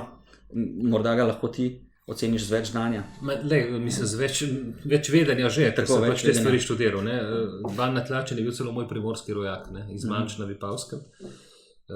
Bil je dobro izobražen, ni bil nek format politika z veliko karizmo, bil je pač bolj uradniški tip, verjetno zelo ekspeditiven. Ampak če kaj, on je absolutno bil človek, ki ni maral Italijanov, ker je vedel za italijansko preganjanje Primorcev. To je prav gotovo. In tudi, preden pojasnim to njegovo situacijo, bi rekel, da imamo Slovenci eno srečno okoliščino, ki seveda je bila prezrta namerno, za razliko od vseh ostalih narodov in tudi večine evropskih narodov, mi nismo imeli omembe vredne grupacije, ki bi recimo gojila nacizem ali pa fašizem. Nekih ekstremističnih skupin. Mi imeli so jih seveda Avstrijci, med Avstrijci je bilo več nacistov v povprečju kot med Nemci. Tako je. Oboževalce nacizma ste imeli v Franciji, se je bil francoski bataljon med zadnjimi branilci Berlina. Ne? Celo v Britaniji, recimo Oswald Mosley, ja. Tudi celo v kraljevi družini, še prej govorimo. Tako je, ja. Na Madžarskem je bila fašistična zadeva, na Hrvaškem, Hrvaška tudi se prevečkrat. Mogoče tudi desno usmerjeni Slovenci poskušajo identificirati s Hrvaško, lahko, ne, ampak ne v vojnem čašu. Ne, to je res ni pametno. Ne, ni pametno, to je res kratkovidno, to izhaja iz nevednosti. Hrvaško ustaštvo je res avtentičen primer radikalnega nacifašizma, kako lahko rečem. Hrvaški nacizem. Ja. Absolutno, hrvaški nacizem, se mislim, da je eden od nemških poveljnikov rekel, da če bi imeli take zaveznike, kot so Hrvati, ne bi vojne izgubili. Ne? Pa ne bi zdaj čez Hrvate, ampak bi govorili o tem, da je nažalost hrvaški narod v pomembnem delu zapadel v radikalizem. Tako te nacionalistični ustaški ideologiji, ki je bila izrazito sovražna do Srbov, Židov in tudi Slovencev. Do vseh. Mimo grede, 800 približno Slovencev je bilo ubitih strani NDH, 12 duhovnikov, tudi sester in tako naprej. Oni so zasedli, nas so napadli takrat tri vojske, se pravi Madžarska, glavna nemška in italijanska, vendar zasedle so nas pa 4 države, če tako rečem, en pas tam pri Mokricah, 6 vasi so zasedli tudi Hrvati in tam izvrševali raznorodovanje, kar se ne ve. Ampak če greva nazaj k Banu na Tlačenu, v Sloveniji ni bilo ljudi, ki bi ljubili Italijane. Nemce so gledali že drugače, ker je veljalo, da je Hitler zelo sposoben gospodarsko, da je delal, da je gradil avtoceste in je imel neko naivno simpatijo užival zlasti med delavstvom in med komunisti. Zlasti. Ne? Dobro, ampak nismo imeli neko organizirano strukturo. Ne? In Ban na Tlačen, ko pridejo Italijani, so se poskušali pokazati v zelo lepi luči. Ne Nemci, Nemci norijo takoj na začetku. Uničujejo slovenske ustanove, preganjajo, zapirajo duhovnike, profesorje, intelektualce, politike, vse to. Na Gorenjskem in na Štajerskem Italijani se odločijo za drugo taktiko. Niso imeli dobrih namenov Slovenci, ampak vendarle poskrbijo za preskrbo, ostane slovenski jezik, mu dodajo samo italijanskega, dela opera, dela drama, univerza, vse tako naprej. Ne? Na ta način pridejo pa približno 20,000 beguncev, pride že v prvem valu tega nacističnega terorja na Štajerskem in na Gorenjskem, pribeži v Ljubljano pravzaprav, v Ljubljansko pokrajino, takrat, ki so jo zasedli Italijani. In to je bil velik humanitarni problem za tiste čase, tudi danes bi bil, zakrat je bila recimo Ljubljana, ne vem kaj je imela, 70-80 tisoč prebivalcev. No, in tle se je zlasti angažirala cerkev, in pa tudi seveda ostanki te predvojne oblasti. In gledajte, zdaj tako, seveda, da bi oni za te ljudi lahko poskrbeli, kar so dejansko tudi naredili, so jih nekaj imeli v Ljubljani, potem so jih pa tudi razpršili po župnijah in za njih poskrbeli, so jim dali stanovanja, službe, mislim, to je bilo težava, to je bilo mučno takrat v vojnih razmerah, so seveda prosili italijanskega okupatorja za dovoljenje. In italijanski okupator je tukaj dobil prvi tak stik, ker so jih v bistvu rabili. Je to izkoristil. Zdaj nas pa tukaj rabijo, mi bomo seveda blagovolili in to dovolili, da bodo poskrbeli za te begunce, hkrati jih bomo pa sebi potegali. In ta igra se je potem na ta način začela. Da so ustanovili neko konzulto, kot se je reklo, nek posvetovalni organ, kjer je bil tudi natlačen, v smislu, da lahko kaj naredijo dobrega za slovenski narod. Ban na Tlačen je potem po tej logiki prišel tudi v delegaciji do Mussolinija, govoril z Mussolinijem. Ampak on je to sprejel zato, kot je bilo pojasneno, ker je prišel tudi do papeža in z njim govoril na 4 oči in mu govoril zlasti o preganjanju Slovencev na Štajerskem in na Gorenjskem. Hoče reči, ta človek, kakorkoli ga je težko obsojati, ker absolutno ni bil slabih namerov. Mogoče ni bil dovolj takten, mogoče se je zgodovina proti njemu obrnila, ampak on ni bil proti slovensko usmerjen, ker pa vidi se iz dokumentov. Ne. To se je potem naložilo, veliki kolaborant, ban natlačen. Nič od tega ne drži. So pa Italijani, recimo tudi njegovo vdanostno izjavo Škofa Rožmana, so reinterpretirali tako, da je bila res sluzasto prijazna. So jo v bistvu ponaredili. Okay. Kaj pa naslednja oseba, ki tudi se mi zdi zelo razklana, kot slovenski razkol veleva, Leon Rupnik. Na njega verjetno lahko gledamo bolj negativno. Se strinjam. On je, mislim, se zanimivo, tudi na nek način primorski rojak, čeprav bi že z tega notranskega dela, rojen na Lokvah nad Novo Gorico, na tem zahodnem robu ozemlja, bil je zelo dober avstrijski general, odlikovan, mislim, da v bojih proti Srbiji leta 2014. Zanimivo, sinu je dal pa ime Vuk. Sej zato, on je bil v bistvu srbofil. Tako je. V bistvu tako, spet ga ne bova sodila, ampak precej prilagojen človek režimu. Najprej je služil v Avstriji, potem je v Stari Jugoslaviji služil v Stari Jugoslaviji, sin je bil Vuk Rupnik, pozneje tudi poveljnik tega Rupnikovega bataljona, ki je bil elitna domobranska vojaška organizacija, ki so jo tudi brez izjeme pobili, ker so se res tega Rupnikovega bataljona bali, so bili zelo motivirana vojska. Seveda. No, Rupnik je pa tako, Ti generali in vsa ta soldateska, ki je ostala takrat v Ljubljanski pokrajini in v Ljubljani, se je poskušala organizirati proti okupatorju. Ne, poskušala se je organizirala. Tle je bil en Fanovš Emer, češkega porekla, iz Kranja doma, en mlad, agilen predstavnik liberalne smeri, ki je zasnoval vojaško organizacijo te tradicionalne strani. Komunisti so v njem prepoznali konkurenco. On ni delal proti komunistom, ampak je delal svojo vojaško strukturo skupaj z oficirji. Ne moram reči, da je skupaj z Rupnikom, ampak starojugoslovanskimi oficirji. Njega 3. decembra 1941 ubijajo pred cerkvijo v Šiški. Samo zato ni bil sodelavec okupatorja, ravno nasprotno, ampak je bil komunistična konkurenca. Tako da v bistvu so potem tudi oni dobili signal, da komunisti niso tisto, na kar bi lahko stavili. In zdaj tudi eno pomemben podatek, ki se ga velikrat zamolči. Že decembra, malo kasneje, ko ubijo tega Emra, delajo atentat tudi na Rupnika, ki pa ni uspel. Ni uspel, ampak Rupnik je videl, da je njihova tarča. Tako da ni čudno, da se je znašel na nasprotni strani. On je bil ena taka nesrečna figura pravzaprav. V enem trenutku je rekel, da on bi za slovenski narod tudi drek žrl. Ni bil proti slovensko usmerjen, to bi težko rekel. Bil je pa med Slovenci, jaz mislim, da najbližji temu, da je kolaboriral z nemškim okupatorjem, če grem na to, da je tudi dajal neke izjave proti židovske in tako naprej. Čeprav bi težko rekel, da je domobranska ali pa tam domobranska struktura bila proti židovsko naravnana ali pa da je dejansko preganjala Žide. Zato me nekdo še nekaj za jezik vlekel, ker sem nekaj podobnega že nekaj izjavil, ampak jaz ne poznam primera, da bi recimo domobranska policija, domobranske enote preganjali Žide. Poznamo pa primere, ki so pa dokumentirani, da so cerkvene strukture, zlasti Škof Rožman, množično reševali Žide, recimo z Hrvaške. Da je bila tukaj ena bazna postaja, recimo na Lesnem Brdu so imeli neko taborišče, ki so jih potem spravljali v Švico. Zanimivo.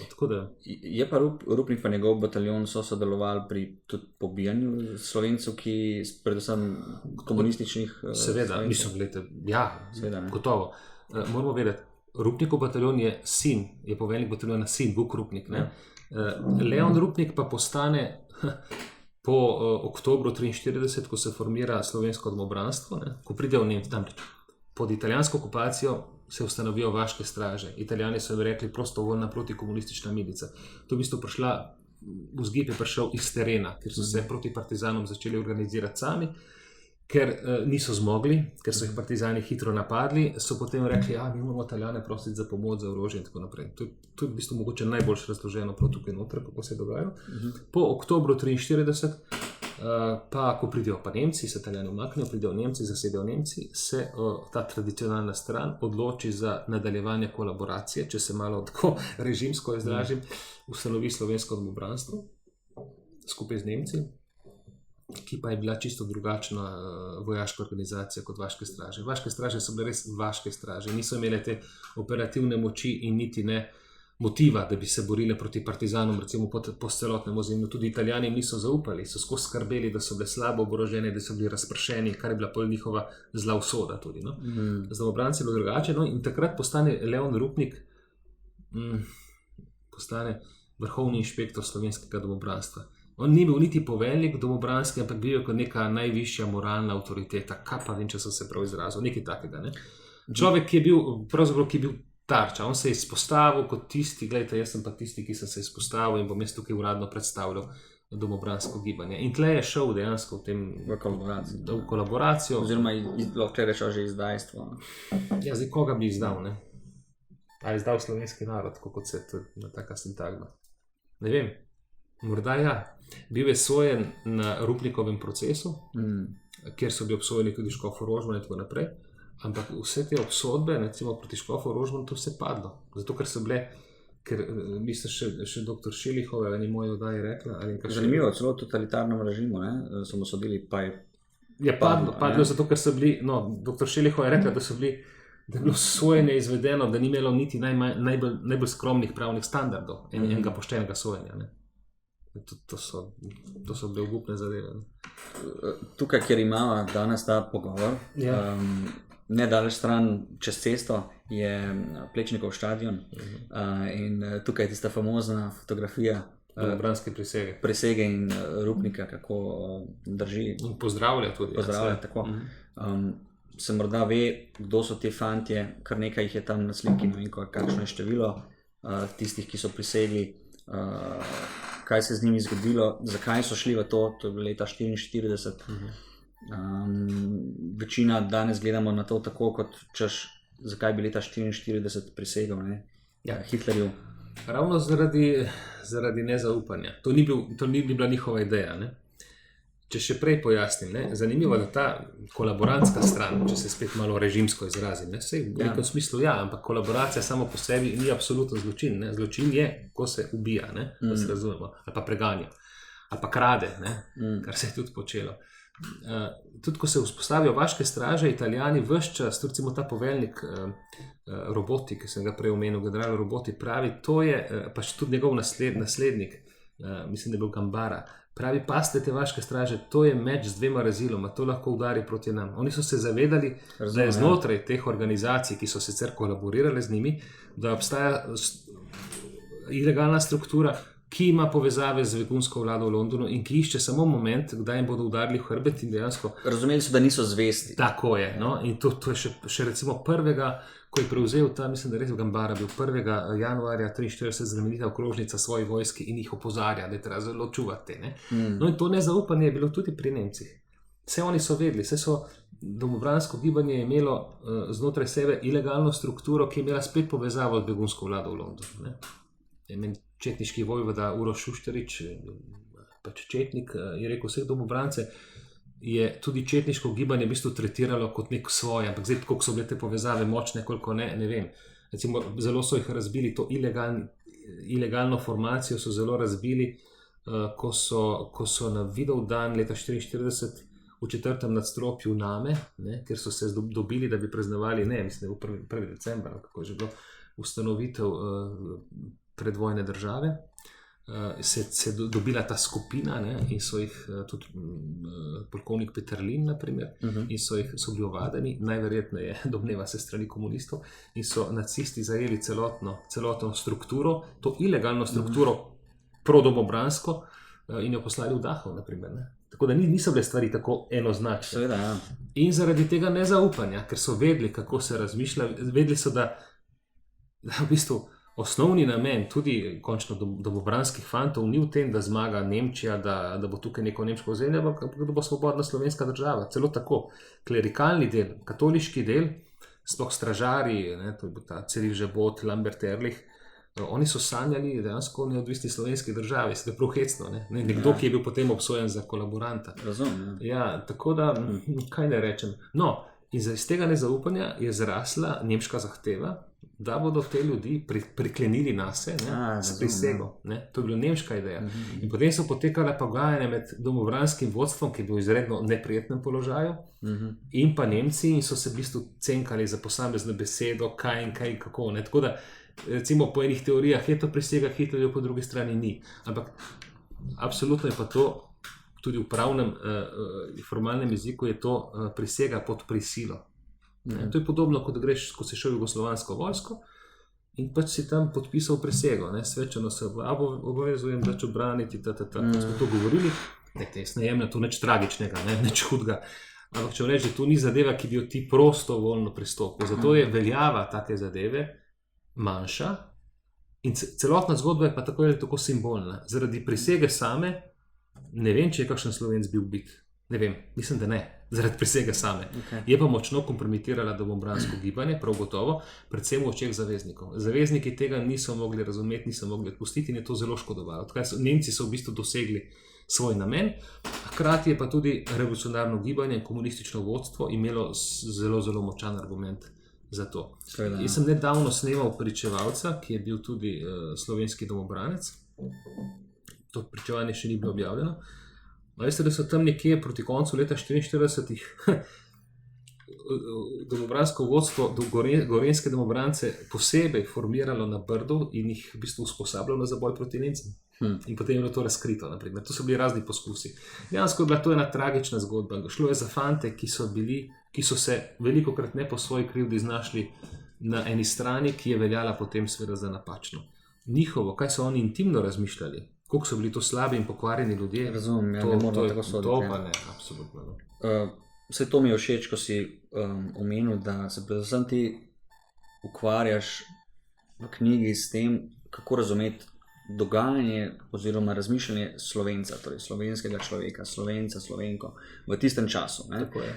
Ker pogosto sodimo s strani informacij, ki jih imamo danes.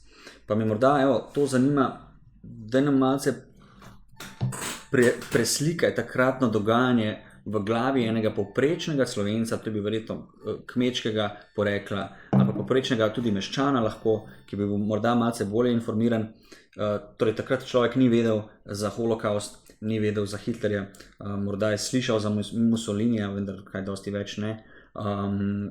Torej ni imel vseh milijonov oddaj in filmov o drugi svetovni vojni, ki jih imamo danes, ko vemo za vsako dlačico pri vsakem generalu. Da nam malce preslika, kako je takrat človek razmišljal, kako se odločiti za eno, drugo stran, komu verjeti.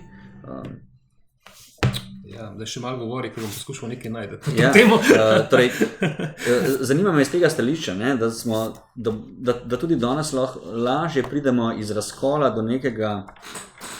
do neke slovenske sinergije, da boljše razumemo dogajanje takratnih ljudi in da se nehamo morda toliko naivno, primitivno oklepati ene par dejstev, ki jih vsak od nas ve, o tem, kaj je naredila ena ali druga stran narobe, in potem avtomatsko označimo druge kot za manj vredne. Jaz se ravno te poenostavitve zaradi nevedenja, tudi zdaj ogromno nevedenja. Po celem svetu tudi ti protesti, če hočete v Združenih državah Amerike, bazirajo na nevedenju. Ljudje v bistvu ne vedo. Tle imam en primer, knjigo sicer dobro poznam, to so nove primeri. Ne vem, kaj bi vam sploh, ampak dobro bom povedal en primer. Dva primera. Morda čisto po kmečko. Evo, je en puntar, kmet z Rakeka, ena družina, on je klerikalno voli Slovensko ljudsko stranko, ima bolj premožen kmet, nič kaj posebnega, ampak tako, in se zanima, tudi dobiva časopise, mislim, da ima celo radio in se zanima za to, kar se dogaja okrog.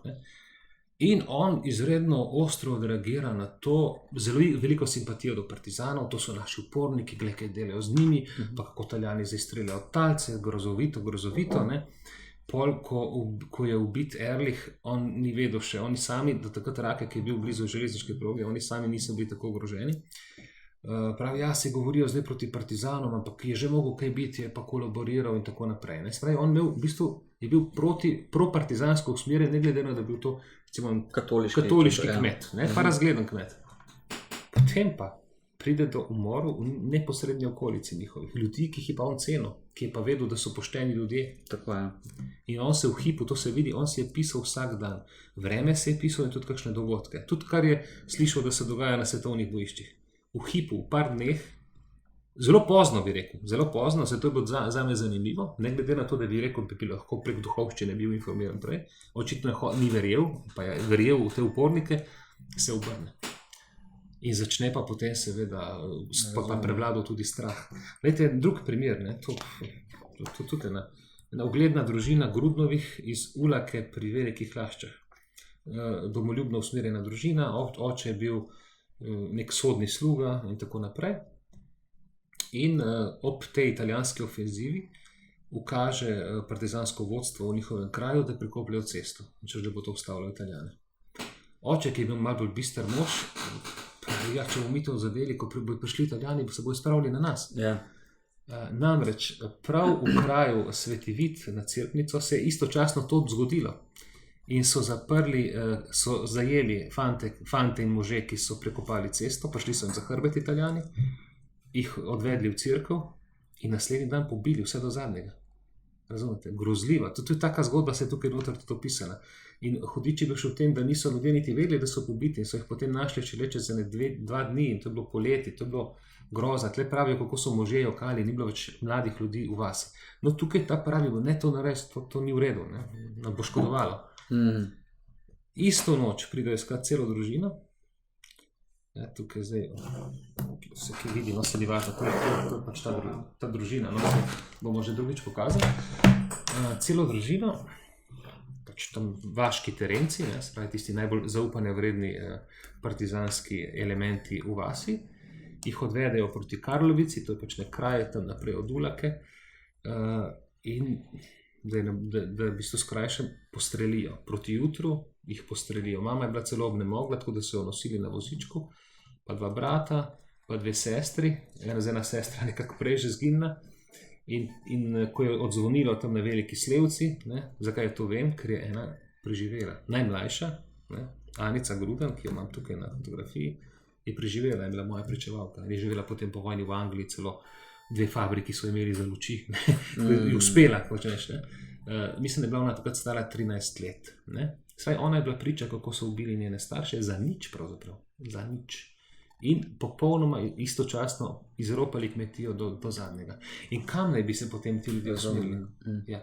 Tisti, ki so preživeli, en brat je bil ali 2 sta bila doma, pa jih niso našli, ker sta bila zunaj, sta pa šla kasneje in videla samo ropanje. Kam sta šla? Sta šla seveda v domobrancem oziroma vaškim stražarjem. In po tem dogodku se v Karlovici ustanovi zelo močna vaška straža. Zelo tudi motivirana, ki ni šparala potem tudi partizanskih privržencev. Tako, gledajte, to je en konkreten primer. Ok, pa da pokomentirava še morda najbolj pereče like, figure naše polpretekle zgodovine. Ja. Kaj pa recimo Tita, če pa bi na drugo stran. Torej, ena stran ga ima za hudiča, ena stran ga ima za heroja. Lahko tudi spohdale v luči teh, ko bi rekel, zopet prepirov, ne, o tem, ali bomo imeli ulice, ne vem, kje že v... Ja, to je zdaj v Radencih. Tako, v Radencih, ja. Ali imamo lahko ulice in poimenujemo po njem, ali ne. Kakšno je tukaj tvoje mnenje? Bi lahko tudi Tita imeli morda tako rečeno, da naredimo nek kompromis glede njega, oziroma da pač spoznamo, da seveda je bil v nekih segmentih tudi neka uspešna herojska figura, kljub temu, da je seveda tudi morilska figura, ali ga moramo popolnoma zavreči. Te stvari ne grejo skupaj, jaz ne gledam na nje niti kot heroja, niti kot si prej rekel, ampak gledam kot na zgodovinsko osebnost. Se niti ni treba, da bi se človek kot zgodovinar opredeljeval na ta način, tako radikalno. Ampak on, seveda, glede na svojo formacijo in totalitarno držo, ki jo je izvajal med vojno in po vojni, sodi pač v ta niz, ne, ki ga začne Lenin, potem je Mussolini, če grem tako kronološko, ne po številu žrtev. Mussolini, potem je Stalin, potem je seveda Hitler, potem so ti kitajski umetniki in Kambodža so še naprej, vmes je pa tudi Tito. Tudi Tito. Lejte, tle je bilo preveč, to ni bila običajen boj za oblast, to je bila revolucija, krvava revolucija s sistematičnim ubijanjem političnih nasprotnikov tudi po vojni. Se spravi, samo na ozemlju Slovenije je ubitih 120,000 ljudi. Lejte, tukaj pol govoriti o tem, ja, je imel pa lep pogreb, pa je imel lepo ladjo, ga lep, ja, ima za božjo voljo.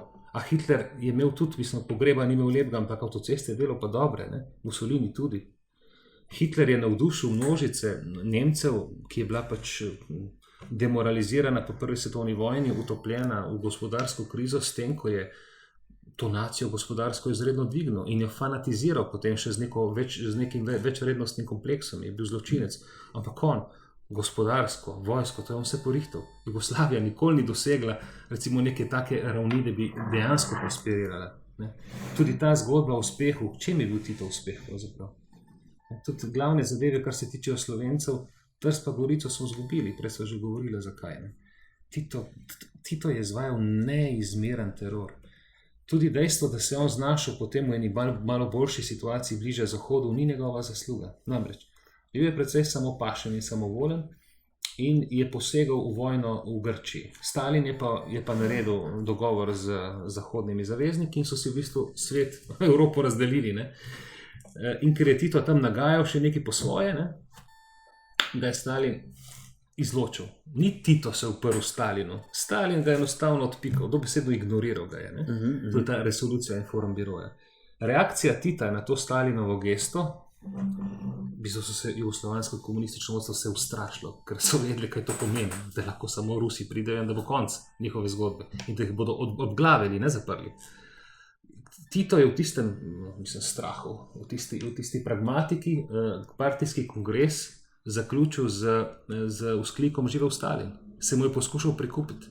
Jugoslavija je v naslednjih letih potem zaostrila politiko po vzoru bolševistične Sovjetske zveze, da bi dokazala Stalinu, da so na pravi poti, ker uradna verzija je bila, da se odmikajo od komunizma, ne, od socializma, jugoslovansko vodstvo.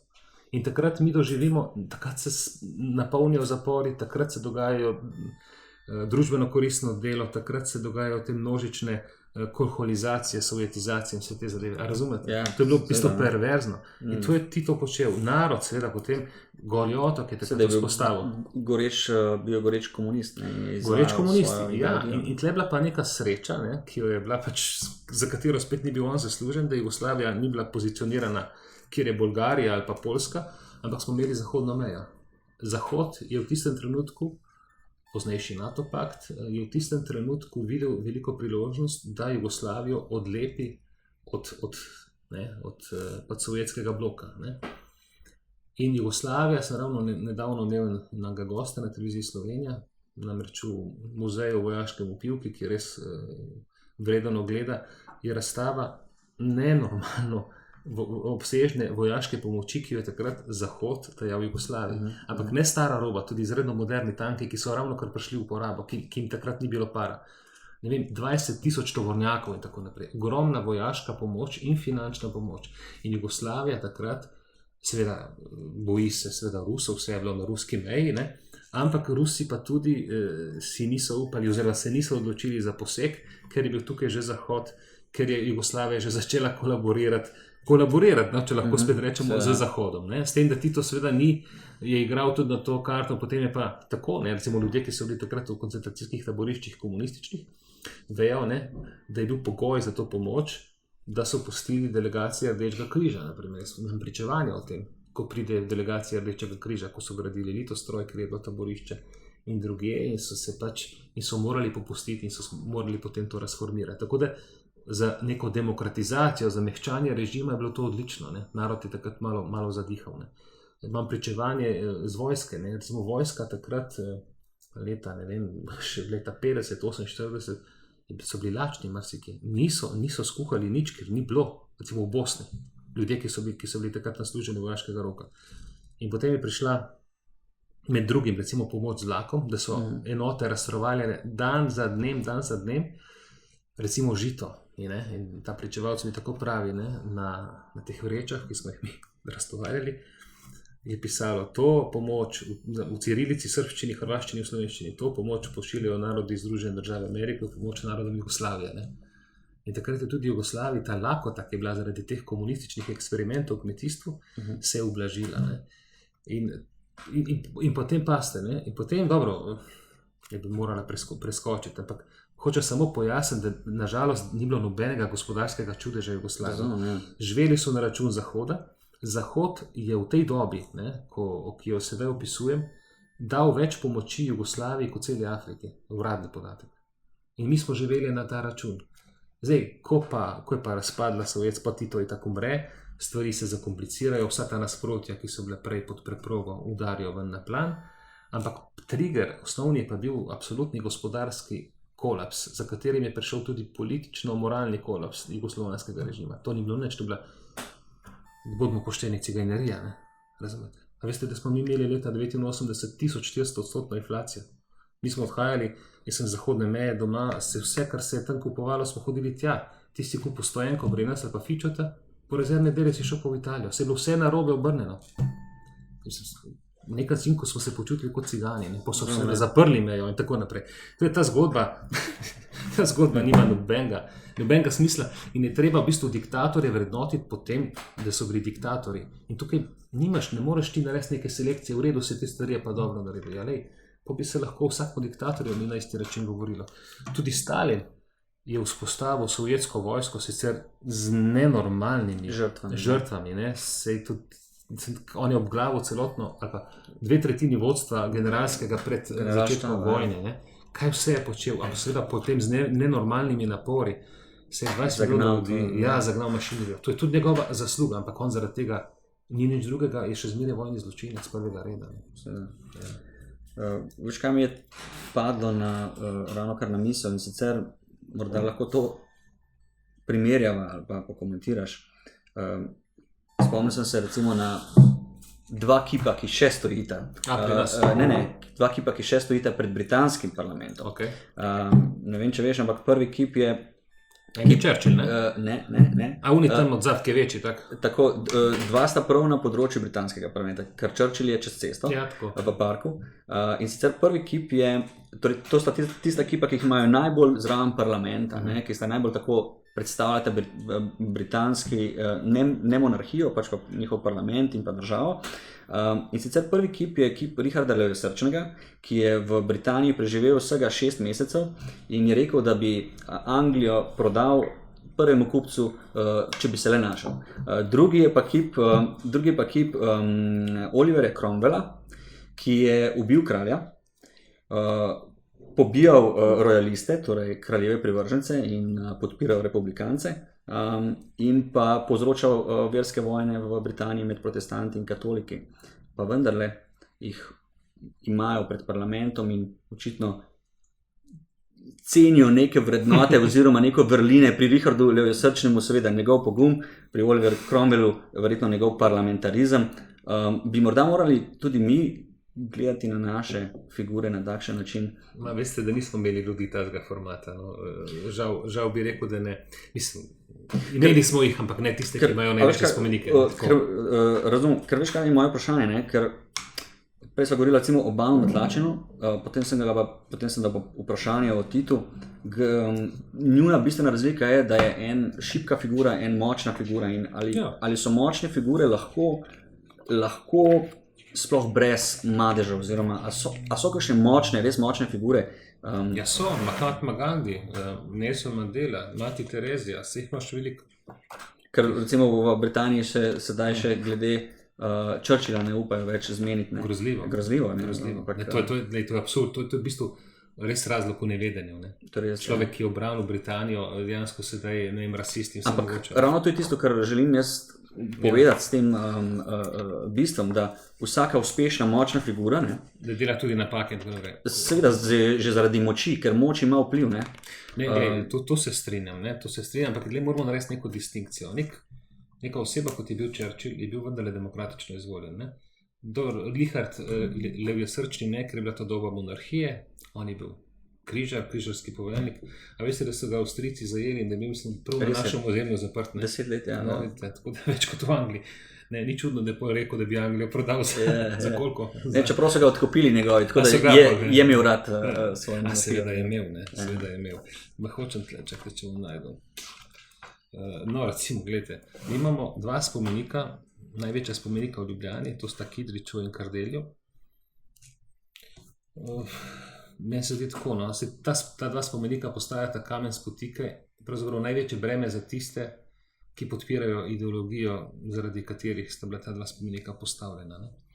To sta osebi, ne, ki sta absolutno zelo zaslužna za to, da se je slovenski narod tako temeljito razdvojil, da sta znotraj okupacije pravzaprav napadla ne okupatorja, prvenstveno tudi, ampak še bolj usodno napadla nasprotni tabor, ki seveda napada ni pričakoval, ker je bil v bistvu pasiven in je gledal na to, kako bi se tudi sam uprl okupatorja.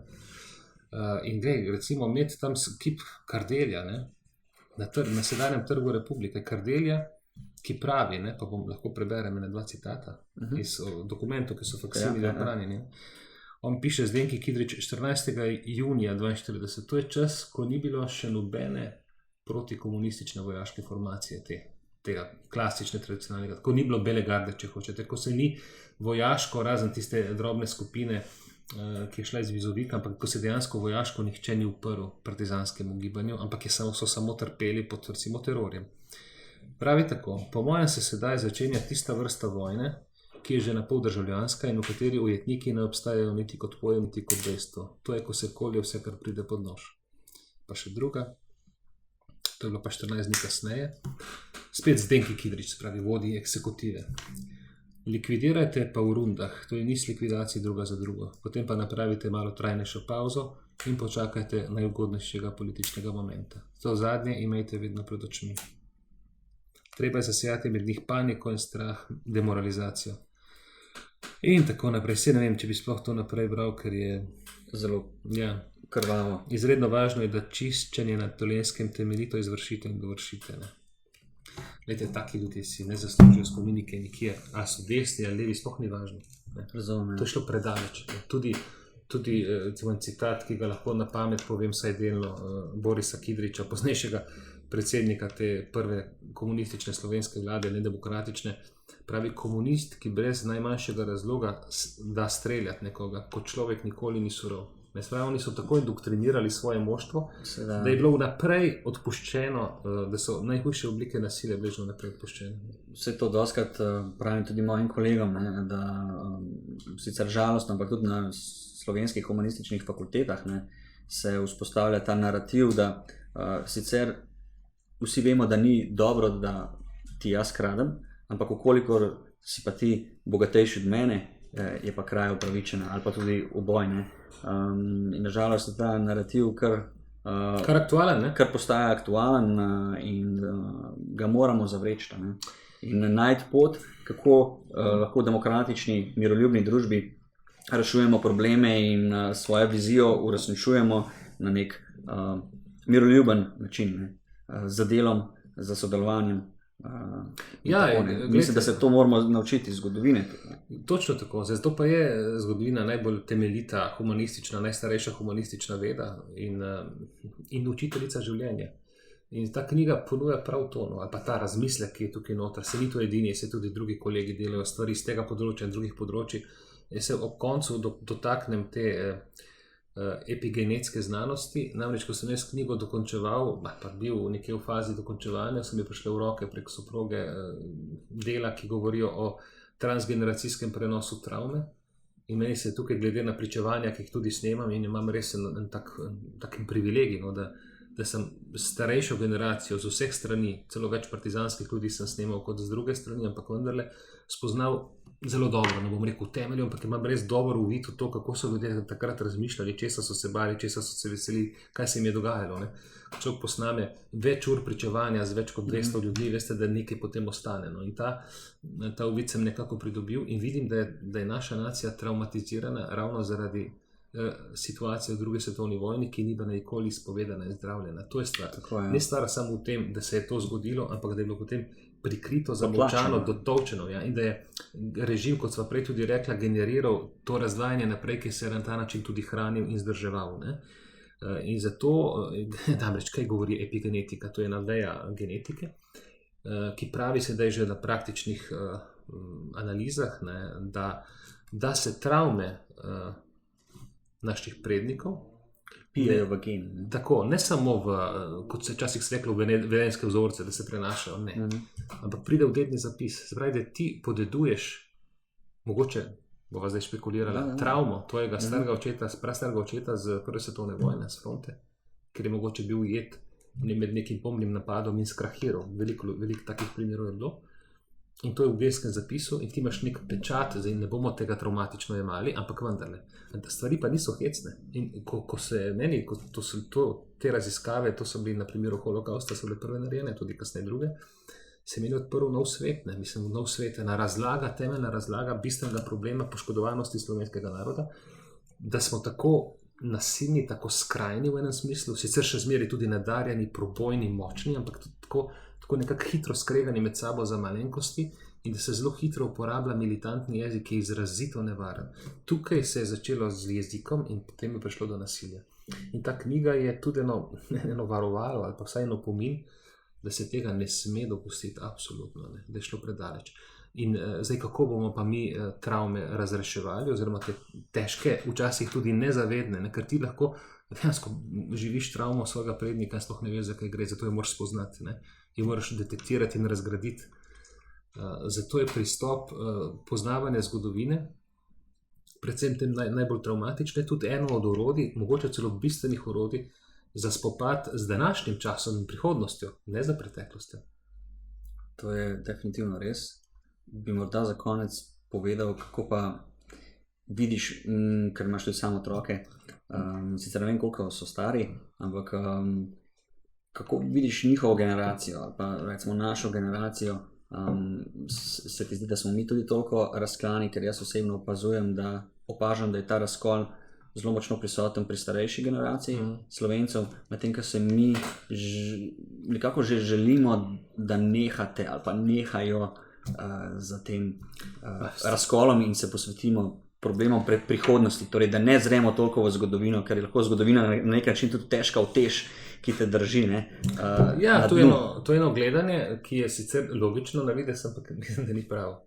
Okay. Mislim, v tem smislu je, če si ti doživel eno hudo družinsko nasilje, če prije nekega hudega spora v družini, gremo na tej ravni, kjer je bolj razumljivo, recimo zločin, ne? Kam boš prišel, če se bo to pometlo, pa pri okrogu neklo, pustimo preteklost, gledamo v prihodnost, vse v redu, vse ok, zgradimo lepo zid. Veš, da tebi bo skozi tolkla ta kri proti tvoje življenje in življenje tvojih prednikov. Veš, kakšen je čemu povedal dobro, večjih je, ampak en praktičen primer. Jaz sem snimal ga pričevalca v Argentini, to je bil pač človek, ki so mu ubili očeta in ga imeli v zaporu. In on je bil tudi v zaporu kot 16-letni fant skupaj s bratom. No in on je omenil enega udbovca, ki ga je pač tudi obravnaval. Ne? In po tem predvajanju se oglasi vnuk tega udbovca z enim prizadetim pismom in pravi, da je to on omenil njegovega starega očeta, njemu to težko in tako, kaj ste naresni. Ampak posle v nadaljevanju bral, da bi se on pravzaprav temu človeku rad upravičil. Vnuk upravičil temu. To je pa zanimivo, to je pa en bistven korak naprej. Potem sem se dobila in mi rekel, gledajte, se je izkazalo, da ni bil samo po vojni udbovec, ampak je bil že med vojni likvidator, ta njegov staroče. Zaradi tega, kakršen je bil alkoholik. Moj oče ni imel veliko od svojega očeta, je pa hitro umrl tudi. Ne? In tudi jaz posledično nisem imel ravno idealnega otroštva, pa nam ni nič manjkalo na materialnem smislu, ampak na tem, se veste, pristnem družinskem padanju. In jaz bi rad ta urok razklenil, prekinil, odsekal. Rekel, vse to je čisto egoistično, kar jaz razmišljam. In on je bil z računalništvom se ukvarjal, ni bil humanist. Se mogoče ravno zaradi tega je po pameti prišel do tega in on je napisal potem eno krasno pismo temu v Argentino in ta z Argentine se je potem oglasil tudi z enim zelo lepim pismom. Je rekel, dajte ne se vi obremenjevati, vi niste nič krivi za to, pa sej ta vaš staroče ni bil tako slab, se jim enkrat v zaporu vodo ponudil in tako naprej. Evo, to je pravi način. Se pravi, nepričakovan pravzaprav, ampak to je način. Se reče, si ti kaj hudega, mogoče pa tvoji sorodniki, imej empatijo do tistih, ki so bili prizadeti. Ne? Mogoče, če se upraviči, še toliko bolje. No? To je bil en ekstremen slučaj. Ampak tle je prišlo ki se je na naraven način zgodila sprava. Ampak sprava se ne more zgoditi s prikrivanjem, tako kot sem prej rekla, pustimo preteklost, dajmo si zgraziti zid, ne? Ampak s nekim priznanjem, z odprto debato. Potem pa, ker nihče, ki bo priznal, ki bo odprl te svoje zadeve in tudi priznal svoje del krivde, se mu ne bo nič zgodilo, razumete? Noben ne bo šel v zapor. Jaz sem gospoda Jožeta Pučnika leta 2001 snemal za oddajo Zločinki ne zastara. In je rekel, ti ljudje naj priznajo, mi jih moramo pravzaprav razkriti, takrat je bilo še veliko živih in noben ne bo šel v zapor, razumete? Ampak mi moramo ločiti dobro od slabega, ker tako se civilizacija tudi začne, s tem, da se pokoplje mrtve, 10.000 let, kar civilizacija traja, ravno takrat se je začela, ko je človek pokopal umrlega svoje vrste. In interrupcijo vsej tej 10.000-letni zgodovini sta povzročila samo dva režima, nacizem in komunizem, ko sta v bistvu poteptala prvino, da se umrlega človeka pokoplje. Veste, kaj so nacisti delali s trupli in nažalost tudi, kaj so komunisti. In mi ta problem še zmeraj imamo in to ni stvar, ki bi lahko rekel, pustimo preteklost, ker ta energija nepokopanih trupel ostane. Človek se vemo, da ima tudi duhovno komponento. Tako. V tem je stvar. In ta zadeva ni tako težka. Saj moramo biti dovolj odprti in pametni. Bi morala tudi politika morda organizirati kakšne dneve slovenske sprave, kjer bi se... Pa se ne vem, če sprava pravi izraz, ampak verjetno javnost ni bila pozorna, ker tudi ne vem, koliko je javna televizija bila dovolj pozorna do zadeve, ki se je zgodila začetku junija letos, ko sta bila predsednik države Pahor in predsednik vlade Janša v Kočevskem Rogu, pri Breznu pod Macesnovo Gorico, kjer sta imela vsak svoj govor. On kot partizanski otrok, Pahor, partizanski otrok, no recimo kot človek iz partizanske družine, oporniške, lepše rečeno, in Janša kot človek pa, mislim, da je bil tudi očet nekaj v partizanih, ampak tudi na nasprotni strani, tako rekoč v domovrancih. Ampak njuna govora, ki nista bila sinhronizirana, sta bila imenitna, ker sta govorila z neke empatije do tega, kar se je zgodilo njim, njegovi strani in tudi nasprotni strani. Tudi predsednik Pahor ima imeniten govor in tudi predsednik vlade Janša. In to je prava pot. In na koncu sta prišla do vrednostnega središča, oba skupaj, ki pa je slovenska osamosvojitev, prehod v demokracijo in enotnost, ki smo jo dosegli ob osamosvojitvi. In ni narodov na svetu veliko, ne spomnim se nobenega, ki bi do svoje države prišel na tako imeniten način, za recimo referendumom, kjer se 90% ljudi odloči za samostojno državo in jo pol leta kasneje v krajši in uspešni vojni tudi dobi. Veste, kako so ljudje narodi prihajali do svojih držav na krvave načine. In tukaj mi imamo resen pogon za neko narodno samozavest prav na tej točki. Z preteklostjo se pa ne ukvarjamo na način, da je to neka prevladujoča tema. Je pa neka vzporedna tema, ki nas nič ne bremeni, če se z njo ukvarjamo na strokoven in tudi empatičen način. Tako, točno tako. Ja. Hvala ti, Jože, za tale pogovor. In upam, da bo morda pa jaz ali pa ti ali pa kakšen od mlajše generacije, pa da napišemo enkrat knjigo Slovenska sprava. Ampak jo moramo najprej doseči, ne? Se to je knjiga o razkolu, ne? Ta knjiga, ampak dejansko gre na poti sprave. Tudi take odzive imam od bralcev zelo lepe. No, ja. To mi je všeč. Tako da res hvala, da si se oglasil. Zelo sem užival v tem pogovoru, zelo rad govorim o teh tematikah. No. Tako da se bomo morda še kaj videli. Ti tem je veliko. Hvala lepa tudi za vabilo. Je bilo zelo zanimivo in si dober voditelj. Ne? Ok, hvala. Sicer pa nič, gledajte nas še naprej in pa si pogledajte tudi ostale epizode naših podcastov. Pa dobro razmislite o današnjih temah, pa probajte gledati na našo slovensko zgodovino in tudi na druge ljudi iz več zornih kotov. Ja, brez predsodkov, manj obremenjeno. Tako.